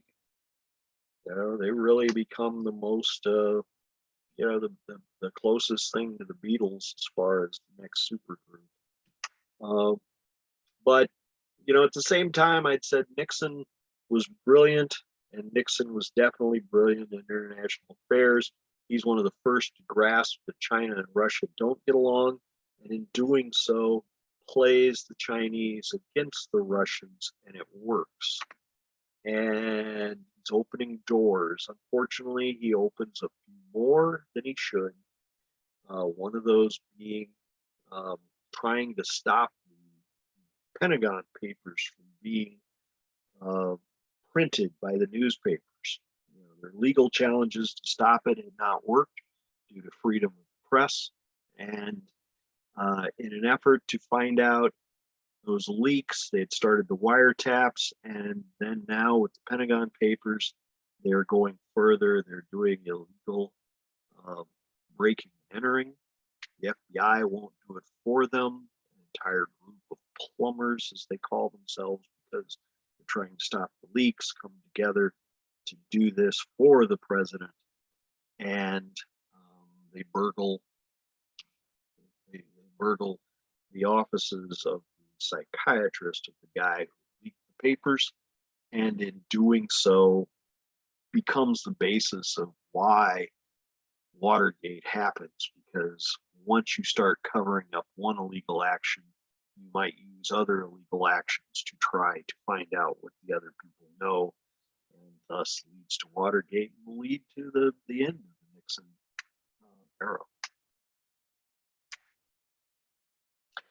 But at the same time, power to the people, the 26th Amendment comes along. What's that do? It says that you're going to extend the voting rights to 18-year-olds, and by extending the voting rights to 18-year-olds, why is that? Why do they do that? What was the statement? If you're old enough to carry a gun and die for your country, you're old enough to vote for your leaders are. And that is what actually is happening. Peace protests throughout the 71, they plan to disrupt Washington, D.C. Everything seems to be contentious. Everything seems to be a big deal. And we see a lot of stuff going on. I'm going to buzz through a couple of these items. Since this did get repeated, it shouldn't have. Sorry about that. Nixon's problem, as I'd said, he had avoided the LBJ's October surprise by saying, you know, don't accept this peace negotiated by LBJ. 5 years later, 20,000 more Americans died, and Nixon's now telling the same person in Vietnam that they need to accept this offer, which is no better than the one that LBJ had broken. So with that, Nixon does get his peace with honor. Kissinger will get a Nobel Prize, but in reality, we need to think about the aftermath of the Vietnam War. $140 billion spent, 2.7 million Americans served. There's over 58,000 deaths, and over 300,000 that have long-term injuries, not just injuries, long-term ones that go on, go forward. That's a high price to pay. And my point is that Vietnam casts a shadow across the American future from this point forward. The shadow is far too light of a word. It has an impact on America going forward that is hard to calculate and hard to get people to understand. You know, obviously, we can all understand the wound of losing somebody, the wound of the fatalities, you know, but we have to remember, you know, if you expand this out a little bit to include those that were in ships and everything else, you actually get to 3.4 million, not just troops on the ground, but people in the Air Force and everything else. And only 25% of those are draftees. But the entire impact, first, the immediate impact for people who lost family members, the people who saw family members injured, the people who worried about family members who were there, the people who served and came back fine, but not necessarily fine.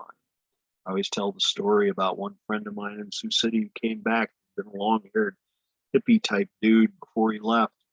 He comes back and his family's welcoming him, and his dad and his uncle who served in World War II in Korea are standing there. And they're saying, "You're just all right. I was worried about you, but you're just all right. You are really all right." They kept saying that. He said to me, you know, I kept hearing that, but there was one thing that I knew for certain, and that's that I was not all right.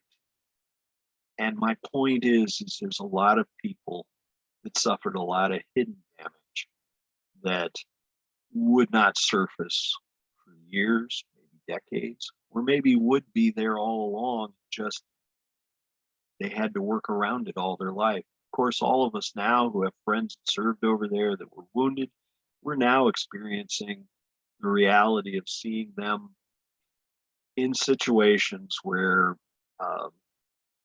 things with their health as they've aged and are hitting their 70s, those earlier wounds are compromising a lot of things that are making it difficult for them. And you cannot help but think, you know, that war didn't kill them at the time, but it's still coming back to get them. That's a huge, huge issue and something we really need to remember. My point is, whether you're in favor of it or against it, this war had an impact on everybody. It has an impact on decision making. It has an impact going forward. Now think about this. Think about how we think about the war, how we think about what we did, how we think about how this worked out. What if you were of a younger generation that didn't quite serve, but you're really impressed because, hey, the demonstrations are what stopped that war in your mind. So now you're thinking, oh, well, speaking truth to my government is a big issue. Not agreeing with my government is a big deal. Then, of course, there's all those who did serve, who were over there and served proudly, but felt that when they came back that they could see, yeah, things aren't what you told me before I went. And what kind of an impact does that have? What kind of an impact does that mean for people? This war casts a long, long impact on America. And as we go forward in these classes, we're going to talk about that as we reach the 90s and the coming of Desert Storm, late 80s and the coming of Desert Storm, Desert Shield, and on into the 90s and into the 2000s. And that's going to be an issue. The war changes, you know, it was our duty. Then we have collective amnesia about it through the 70s. We really have a non-functional military. Colin Powell writes about this a great deal. And anybody you know that might have served right after Vietnam can tell you just how much of an impact, you know, Vietnam had on that military and what they thought they could and couldn't do. Then, of course, we switch it to where it's all the politicians' fault. We all know that, right? So, and how we think about it in the 21st century when we suddenly come back and are back in conflicts at a distance and question why. And those are issues that we're going to talk about in later classes. Remember though, nothing stands still.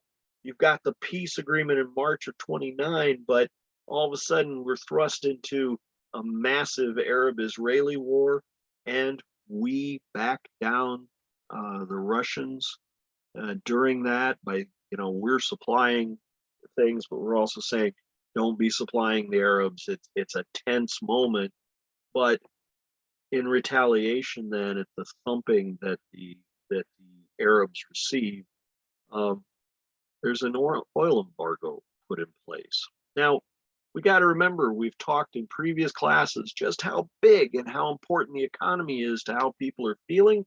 We need to realize that the economy has kind of gone off the rails. It's kind of interesting. At the end of after Humphrey had lost, and everybody's feeling blue around the White House, LBJ takes everybody aside, all of his people, and says two things you need to know. One, when you get your taxes done at the end of the year, add an extra $500 because there are going to be people looking for, as time goes forward, there are going to be people looking for villains, and they're going to be looking at everything they can. You know, this is not the time to get a great deal on your taxes. Pay them and pay an extra amount. Be upfront about it because they're going to come looking and they're going to come looking hard. Secondly, be putting money into safe and secure things, whether it's you know, mostly property. He said, because I'm going to tell you something. I've known Richard Nixon as long as he's been in office. And he said, and one thing I know is Richard Nixon does not understand the economy and never will. He sees the economy as one item and one item only. Keep people happy by, you know, by keeping the money supply high. And what's going to happen with that is we're going to have inflation and it's going to be terrible. And he went on the record to say that, you know, to these people, and they all remembered it. And what's happening throughout the early 70s with the money supply constantly being wide open, we have high price for money, but we don't care. We have higher prices for items. What's the other thing that's impacting all of this? One of the things that comes up is at this change from 69 forward, women are entering the workforce. What you have is you have double the number of people available in the workforce as to what you thought you would have. We learned a lot about economics. The simplest one is supply and demand. If you have a surplus of something, what happens to the value of that? It goes down, right? So wages. And the only reason wages are increasing is because we have inflation. One of the reasons we have inflation is we have easy money policies. We've got too much money chasing too few goods, and inflation's through the roof. And with that, you saw that 140 billion. We've been fighting most of this war off the books. Remember that Johnson made a very big effort to balance the books in 68. It's the last president to do so, for decades in reality. And, you know, he could do that because he could force his will on all of his departments. Presidents that follow, remember what I said, Nixon did not care a bit about the domestic side. And thus you had Congress able to do things. Nixon came into office saying he was going to dismantle the Great Society. He basically saw very quickly that those positive effects I talked about, the social programs, were important. He got rid of things that he could, but nothing that made a difference to people's pocketbooks. And when it comes to the other items, he gave them carte blanche, and thus you got the Clean Air and Clean Water Act and things like that. They were not initiatives of Nixon's, they were initiatives of Congress, and that's a big thing. What actually happens is Nixon, and I still contend to this day that because of the issues of Vietnam, the Vietnam War destroyed the presidencies of LBJ, it's going to destroy the presidency of Nixon as well.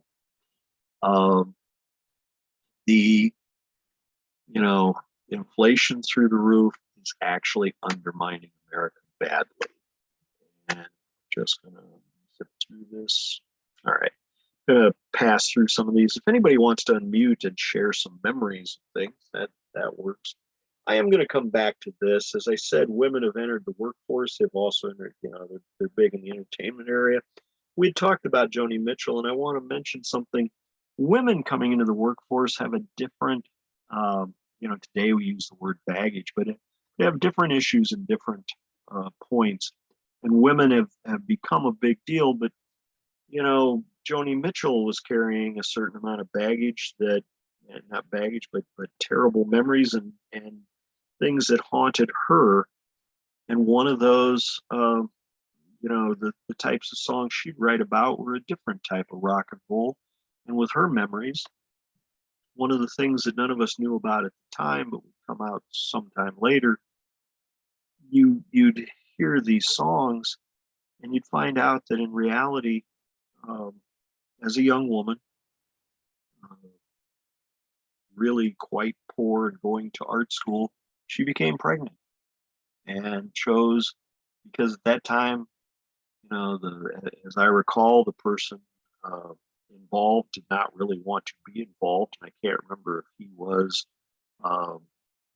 someone that might have had extra baggage of his own as in a wife, or if he was higher up at that school. But the reality is she was going to be an unwed mother, and that would not mean good things for the kid. She's trying to go to art school, but her real point is she's having a hard time feeding herself, and she gives the child up for adoption. And that would haunt her really for most of the rest of her life. And it comes out in songs, but of course, remember, as Peter, Paul, and Mary told us, I love rock and roll music, but if there is a message, you got to lay it between the lines, because they, if you really say it, it won't get play on the radio. But with all of these issues going forward, we've got tremendous changes in America. I've talked about the changes last time of the coming of the women's rights movement, and what's happening is here at this point. It's actually happened. Women are working in the workforce, but it's not the way they necessarily thought it would be. They're paid less for the same jobs. They have fewer jobs that are open to them. Most, I still remember in 1980 when somebody said, "What's it like working for?" And I thought they were going to say, in this technology, in this and that, or whatever. And they said, working for a woman boss. That was 1980. In the 70s, it's happening. There's a lot of things going on. The world is changing throughout the 1970s. It's a very big deal. You have Roe v. Wade. You have all of these other things coming together, changing the structure of America. And we're not sure exactly how at that point. Nixon's forced out. He gets a guy named Jerry Ford, who, like Nixon, is a lifetime politician. He had already retired. He had already planned to retire from the House of Representatives. He had a pension from that, but he's called in to be vice president. And, he says he's in favor of pardoning draft evaders, but he's also talking, he tells Congress, I don't want just a good honeymoon. We always talk about the honeymoon time for a new president. He says, I want a good marriage. And of course, he immediately blows up the romance by, within a month, announcing he's pardoning Richard Nixon, not just for anything known that he's done, for any possible thing he might have done. And of course, while he probably was right to do so, the country loses its mind over this. And he's called on the carpet in front of Congress to testify. Of course, these are all his friends, and they give him the bye, even though the American public is saying, "Are you sure there wasn't a deal? Are you sure you didn't make a deal to get the vice presidency, letting Nixon know that you'd pardon him afterwards?" But a lot of the unrest and a lot of the problem is all based on this, that inflation and unemployment. Unemployment's going up. And for the first time ever, you have high unemployment and high inflation because, of course, you've got the ability to have two workers in the workforce. And as is Republican policy, we're not going to do anything to actually take this on. If we change something, we're going to talk it down. And he comes out with, we're all going to pull together and do this. And you all get your win buttons, whip inflation now. And as the wags would say later, but if you turn it over, you'll get what their message was month after month after that. No immediate movement, as in movement downward. Remember, a lot of this basic economics, but at the same time, it's that fact that you've got twice the workforce, you've got more money, but you've got money, paying off the debts that you arrived at, and also you've got just the concepts of once this fire had started burning, it continues to escalate. Well, speaking of a fire that had never really gone out, by 1975, the North Vietnamese have violated the peace agreement and they have invaded the South. Ford goes to Congress to beg for funds, and the Congress as a whole says no. Not only does the Congress not have any stomach for this, the American public has none either. And thus, April of 28, Ford orders the evacuation of the embassy. And these are pictures that still remember today. And of course, we've seen all of this play out again and again. Ford has a rocky relationship with the country. Ford also has to deal with some other issues. Remember Nixon's Southern strategy. One of the things they do is push some of those things that were happening in the South on the North. And the big cities in the North are suddenly being told, you too have to live under desegregation. You have schools that are largely of one race. You've got to adjust that. You can adjust that by busing. And the North and the middle class, of course, goes crazy over this. The lowest point, you have the Wall Street riot, where a demonstration is going on and a group of hard hats are just incensed over these people that are protesting against the government. And we see an incident like this where they're holding a black guy and he will be jabbed and speared by one of the construction workers with an American flag. Now, we need to mention this, and I want to make sure you get this before we get through with this piece. This is the first time we suddenly are seeing behind the scenes a little more. When we look back, we see a couple of guys that actually do a lot of the stuff for Ford as far as running the White House in the country. He's got a chief of staff who decides that he doesn't want to be chief of staff anymore. His name's Donald Rumsfeld. He decides to swap with a guy named Richard Cheney, who had also worked there. And, Rumsfeld was going to go in as defense secretary.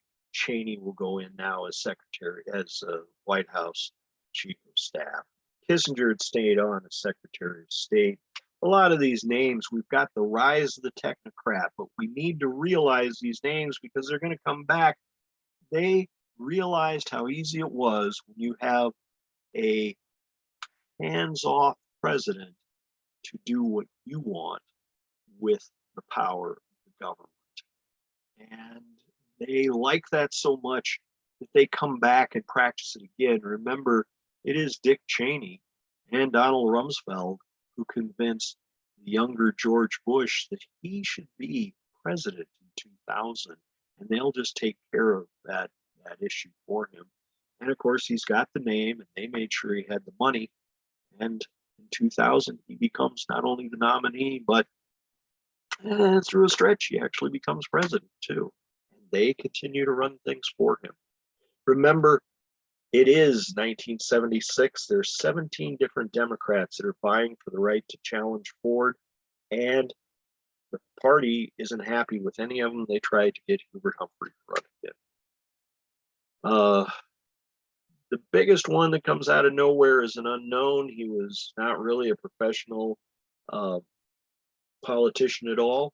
He gets a name because he upstages Teddy Kennedy with an impassioned speech saying that government, especially foreign policy, should be a vehicle for social justice. Human rights should matter. And that kind of strikes a chord, but not much of one. He declares he's candidate for president a whole year or more in advance, and he spends all his time in a small state called Iowa. It's kind of unlikely he was going to do this. When he told his mother he was running for president, her response was, president of what? It's kind of a shock. And on the other side, there was a guy that was pushing forward from that side. He wasn't really a politician. He'd really been a movie actor most of his life. He's a retired governor. And as retired governor, an ex-movie star that wasn't a big star, he's the only one who thought he had a chance at it. The Iowa caucuses, this is where they become a big thing. It's kind of ironic. Carter, who really doesn't have the money or the name or the backing of anybody else, spends shoe leather and goes everywhere in Iowa, making 260 appearances. And most of those are before anybody even knows he's running for president. And they really don't care. They're going to, and here's the irony, on January 29th of 76, he gets 29% of the Iowa caucus vote. He is the winner. Well, he does lose to uncommitted. People that can't make up their mind actually have a higher number of votes than Carter, but it's a big splash. The media makes a big deal over Jimmy Who, and from that point on, he will win the primaries almost, with the exception of Nebraska, where they make a real effort to stop him, and they cannot derail this guy. And what I call this is something I've never heard said anywhere else, but you need to think about it. 1976 is the end of the professional politician. Prior to this, you needed some credentials to prove you were able to run government. But the American public, in a very populist move, is saying, no, we're tired of the professionals. They're the ones that are running us. We want to fight against this, and this unknown Jimmy Carter guy looks like the guy. He's going to do things the right way. He's not necessarily going to do the political way. Well, here's what I want you to think about. If you're not a political professional, you might have some other baggage that we all have to live with. And we did come to live with this guy's family pretty much, didn't we? I think the irony is, if Billy were still alive, he could have been president in 2016. Just by running.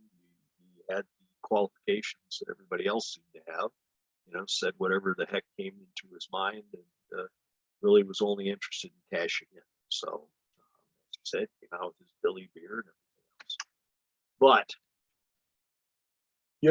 the point is, much is made about the fact that America made a right turn, which wasn't shown because here they elected another Democrat. I guess the point I would like to make is, in reality, Ford, had come into that race far behind.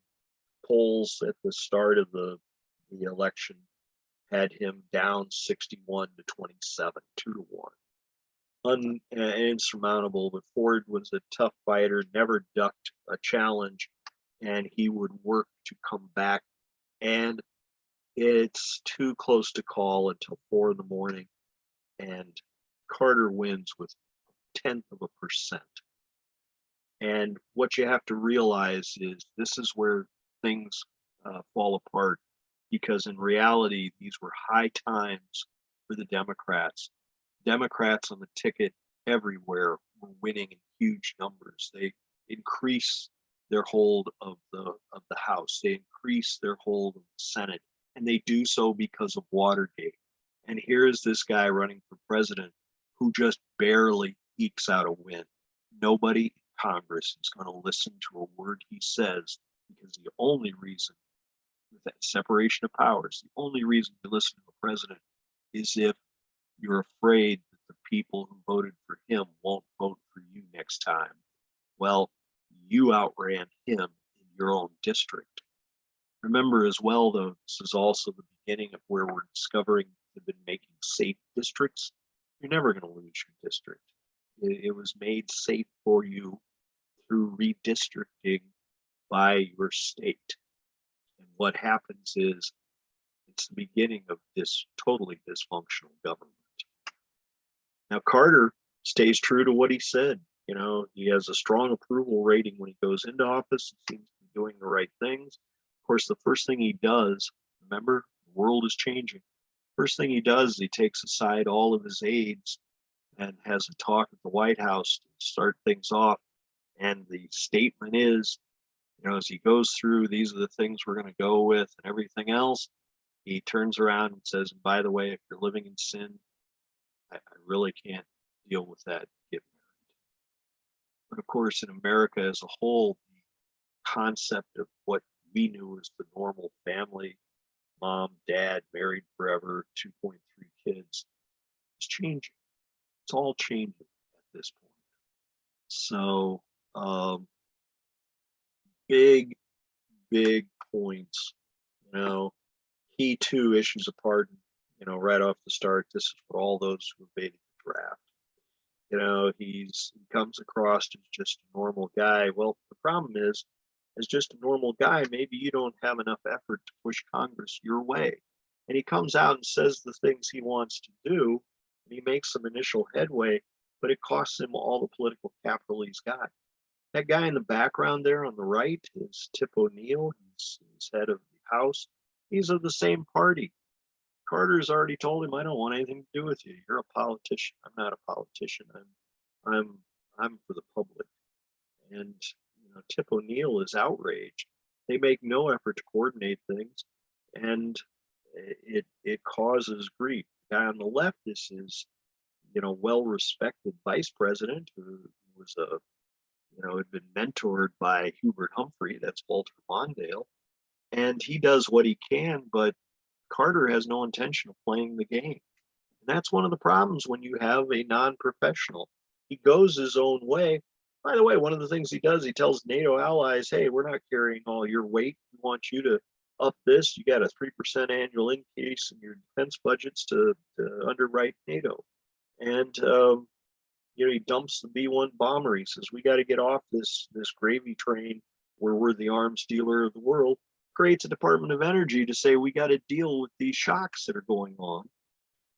Now, of course, Carter had a problem in the fact that, he was so unknown, nobody wanted to serve in his cabinet. He would call 3 people before he could get somebody in there. In the end, he ends up with just Georgians because they're the only ones that will come. He's from Georgia. They're the only ones that'll come to work with him. He's got an inexperienced staff, an inexperienced cabinet. These are not the best and the brightest. He's pushing the Panama Canal, and this guy here is pushing against it. I know my time is up, but the point that I want to make is Carter completely spends all of his political capital. Even so, he does manage to do some things that are pretty important. The Middle East peace agreement between these two guys. Of course, you got to remember, it's going to cost Sadat his life. His own military will assassinate him a few years later, but they make the effort to bring peace to the Middle East. The problem is, it also opens up China to outside trade. He does do the Panama Canal Treaty, and it took everything he had to get that through Congress. At the same time, though, we've got an immense amount of deregulation going on. The businesses are saying, we can fight this. We need to fight this inflation. We can do that by deregulation. That'll reduce prices. They get that through, but what that really means is the big get bigger, and places like Sioux City go nowhere. No longer going to have airlines that service your airport because they don't have to anymore. He does back environmentalism, and energy choices become a big deal with the kids that are now moving into control. But there's a reason for all that, and there's this conflict. Deregulation means you're letting business do what it wants, but business has been doing what it wants. Look at the things that you're finding. So bottom line then, on the energy side, it's also going to be the end of the nuclear industry thanks to the 3 Mile Island incident. There's a lot of things, but the biggest thing that's causing pain is that inflation factor. And with the unemployment, while he's fought it, while he's worked at it, while household income is up, it's not a real percentage. It's still not gone up since '68. The thing is, Carter's the first fiscal conservative to occupy the office of Herbert Hoover. He denies Congress their pork barrel projects in an effort to bring down the deficit. He holds the line at $500 billion. And in doing so, he's following the Fed's recommendations. And in doing so, he actually, has made an impact, but at the time, it's not looking good. Much is said that it was a liberal era, and I guess I would say to you, no, it was a libertarian era. Everybody gets to do what they want. And that's really the example of the shift. But Carter, who did do the right things, broke the back of stagflation, and things would be after a recession that would carry on, but things would actually get better from that point. So Carter had said he'd never lie to you, but he did have a habit of lecturing, and he loved to preach to you. And neither of those are favorites for the American public. He faced a lot of things that were big and not big. The biggest one, of course, was the overthrow of the Shah in Iran and the taking of the hostages. And Carter, being the guy that always had to be in charge, the hands-on president, probably did exactly the wrong thing in that instance, where he took control and really became manipulated, could be seen to be manipulated by the situation. He finally breaks and decides to go for a rescue effort, and there is no possible way that it works. When it fails, he claims total responsibility. He'd actually negotiated the release of the hostages, but in spite, they will not be released until minutes after Reagan takes the oath of office. Things I want you to keep in mind. There are changes occurring in America throughout the 70s. Some of the most difficult and biggest changes were here, and those are changes that impacted everybody in this room. And I want you thinking about how the women's rights movement impacted you, how the changes in the civil rights movement impacted you, how the diminutization of the military might have impacted you, how women moving into the workforces impacted you, how all of these changes and that argument against your own government, that movement toward libertarianism, and more importantly, how going forward into the future, the idea that we're through with professional politicians becoming president. Now, I want you to really consider that, because you could make the argument that the people that have followed in the office, while they might have had some experience as governor, and that experience may or may not have been germane, because in a lot of these states, the governor really isn't the one that deals with the legislature, and that's true in Texas, and that's true in Georgia.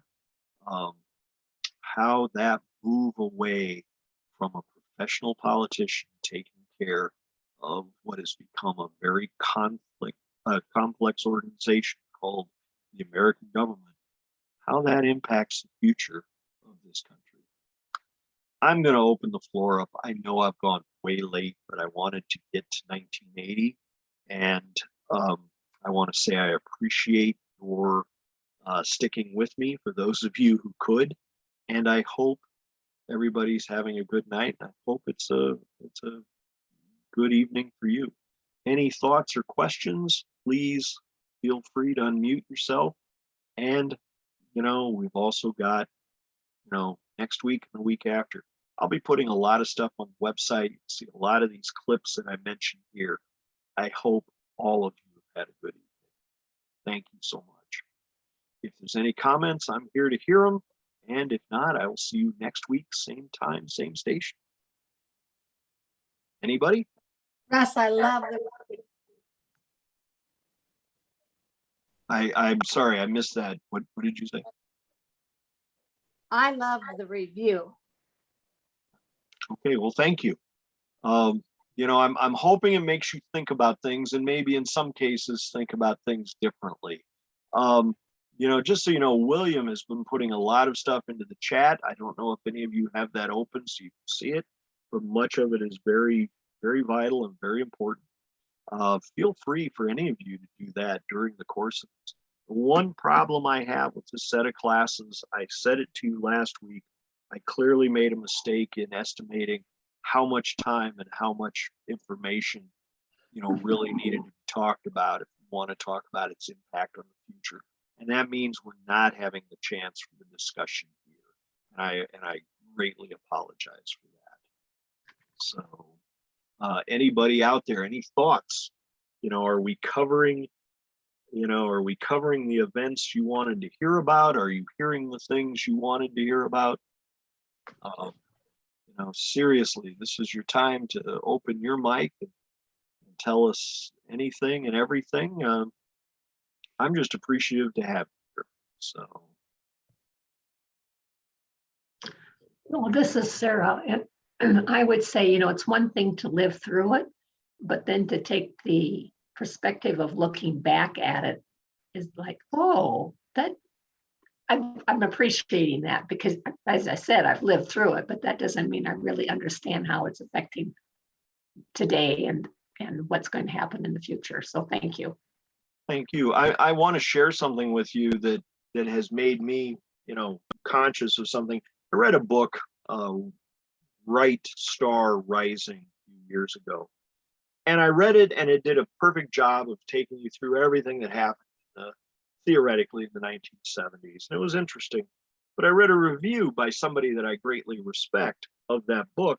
And the guy came up and said, and you would recognize him, he's become a name as a talk show commentator on a lot of news programs, but I don't want to say who it is. But he came back and said, you know, this is all great, but you know, anybody with a mouse and a connection to the internet can go find out what happened.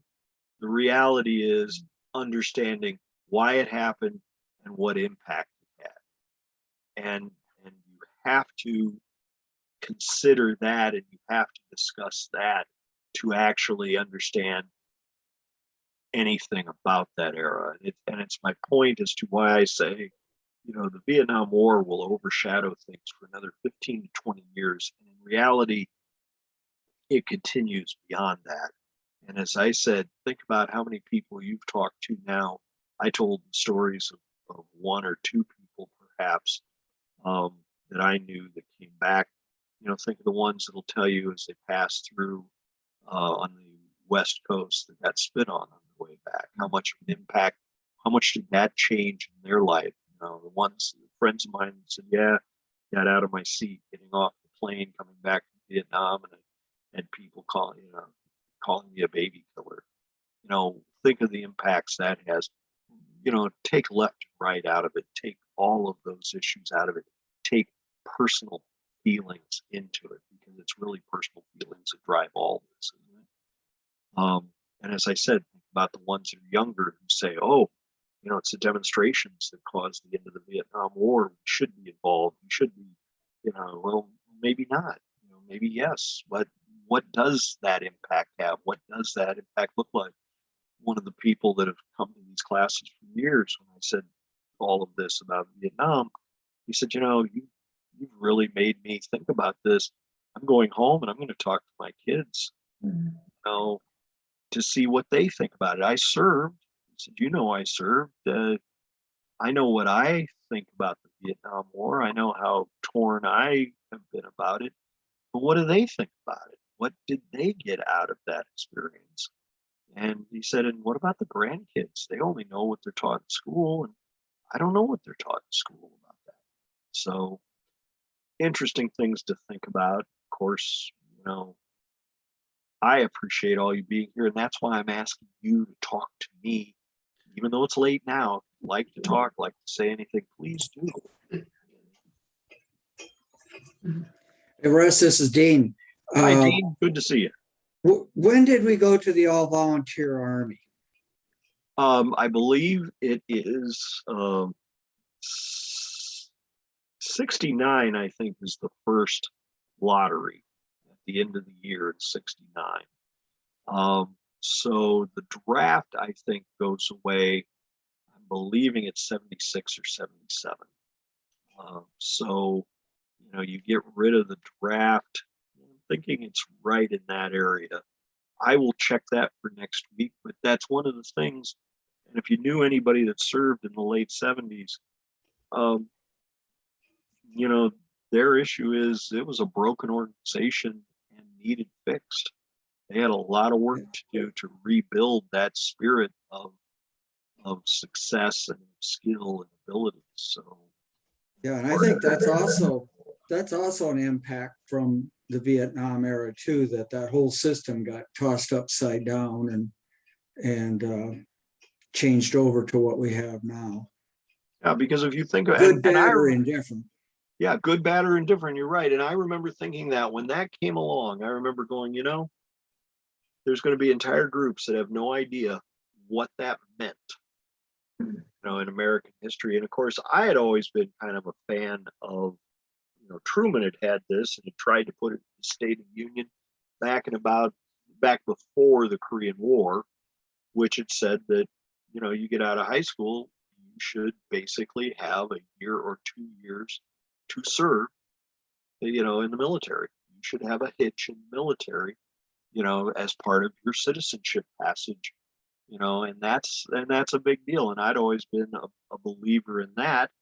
And, then on the other hand, it goes the other way, by '76, I'm looking at it going, the generations after this are never going to know, if they didn't want to serve, it wasn't even an issue. It was not something they had to be concerned about. So, good question, Dean, and I'll try to write that down to make sure I follow up on it. From my military experience, it was the people that had been drafted really carried the brunt and really carried the weight of the military forward, is what my personal opinion was. It was hard for me to foresee how a volunteer army could even survive. Of course, at that time, the pay inequities and all of that sort of thing was incomparable to the outside world. Yeah, very true. Very true. Okay. Anyone else? Now, I'm going to mention this again. I don't have them up there right now. Right now, all that's up there is the 1950s, has all the links. And hopefully by the end of this week, I will have the 60s and maybe the 70s. Problem is, I'm also writing an entire text that's a little less of the lecture and more of a true look at this time period, but I also put the links in with it. So you are certainly invited to go there. On that first page on russgifford.net, it'll say sneak preview of the 1950s. Click that, and that'll take you into those pieces. And I will be trying to add more, because the thing that also makes this, if you can go back and actually hear the people talking, hear the events as they're happening, because as was just said here, the reality is there's a tremendous difference living through it and looking back on it with perspective. But it's easier to get into that moment of the event happening by seeing what we were seeing then for news, what we were seeing then for information that was coming to us, right? And you're going to hear those voices and everything. That's also why I put the music, because it might evoke a memory at that point too. Hearing this song going, oh, I remember what I was doing at that point. Oh, that reminds me, that's right when I heard the news announcement they're going to an all volunteer army, things like that, right? So with that, all of you, I know we're way late, and my apologies, but I hope you have a great night. I hope I get to see you again in another week. We're going to go into the 80s. I'm probably going to try to push, since the 80s are going to be much of what we saw with the leadership program this time. I'm going to try to push 80s and 90s next week if I can. So probably get about like I did here, about 1.5. So, all right. Good luck, Okay. everybody. Have a Well, great night. Okay, thank you very much. Thank you. Take care, everyone. Good night. See you, Sandy. Good night. Thank you, Steve, Kim. Nice to see you. And I'm sorry the others got away without me saying goodnight. So, all right. Have a good night. See you next week. All right. Bye-bye. Hey, Russ. Bye. Talk to you later, Steve. Here we go. It's just us. So have a good night.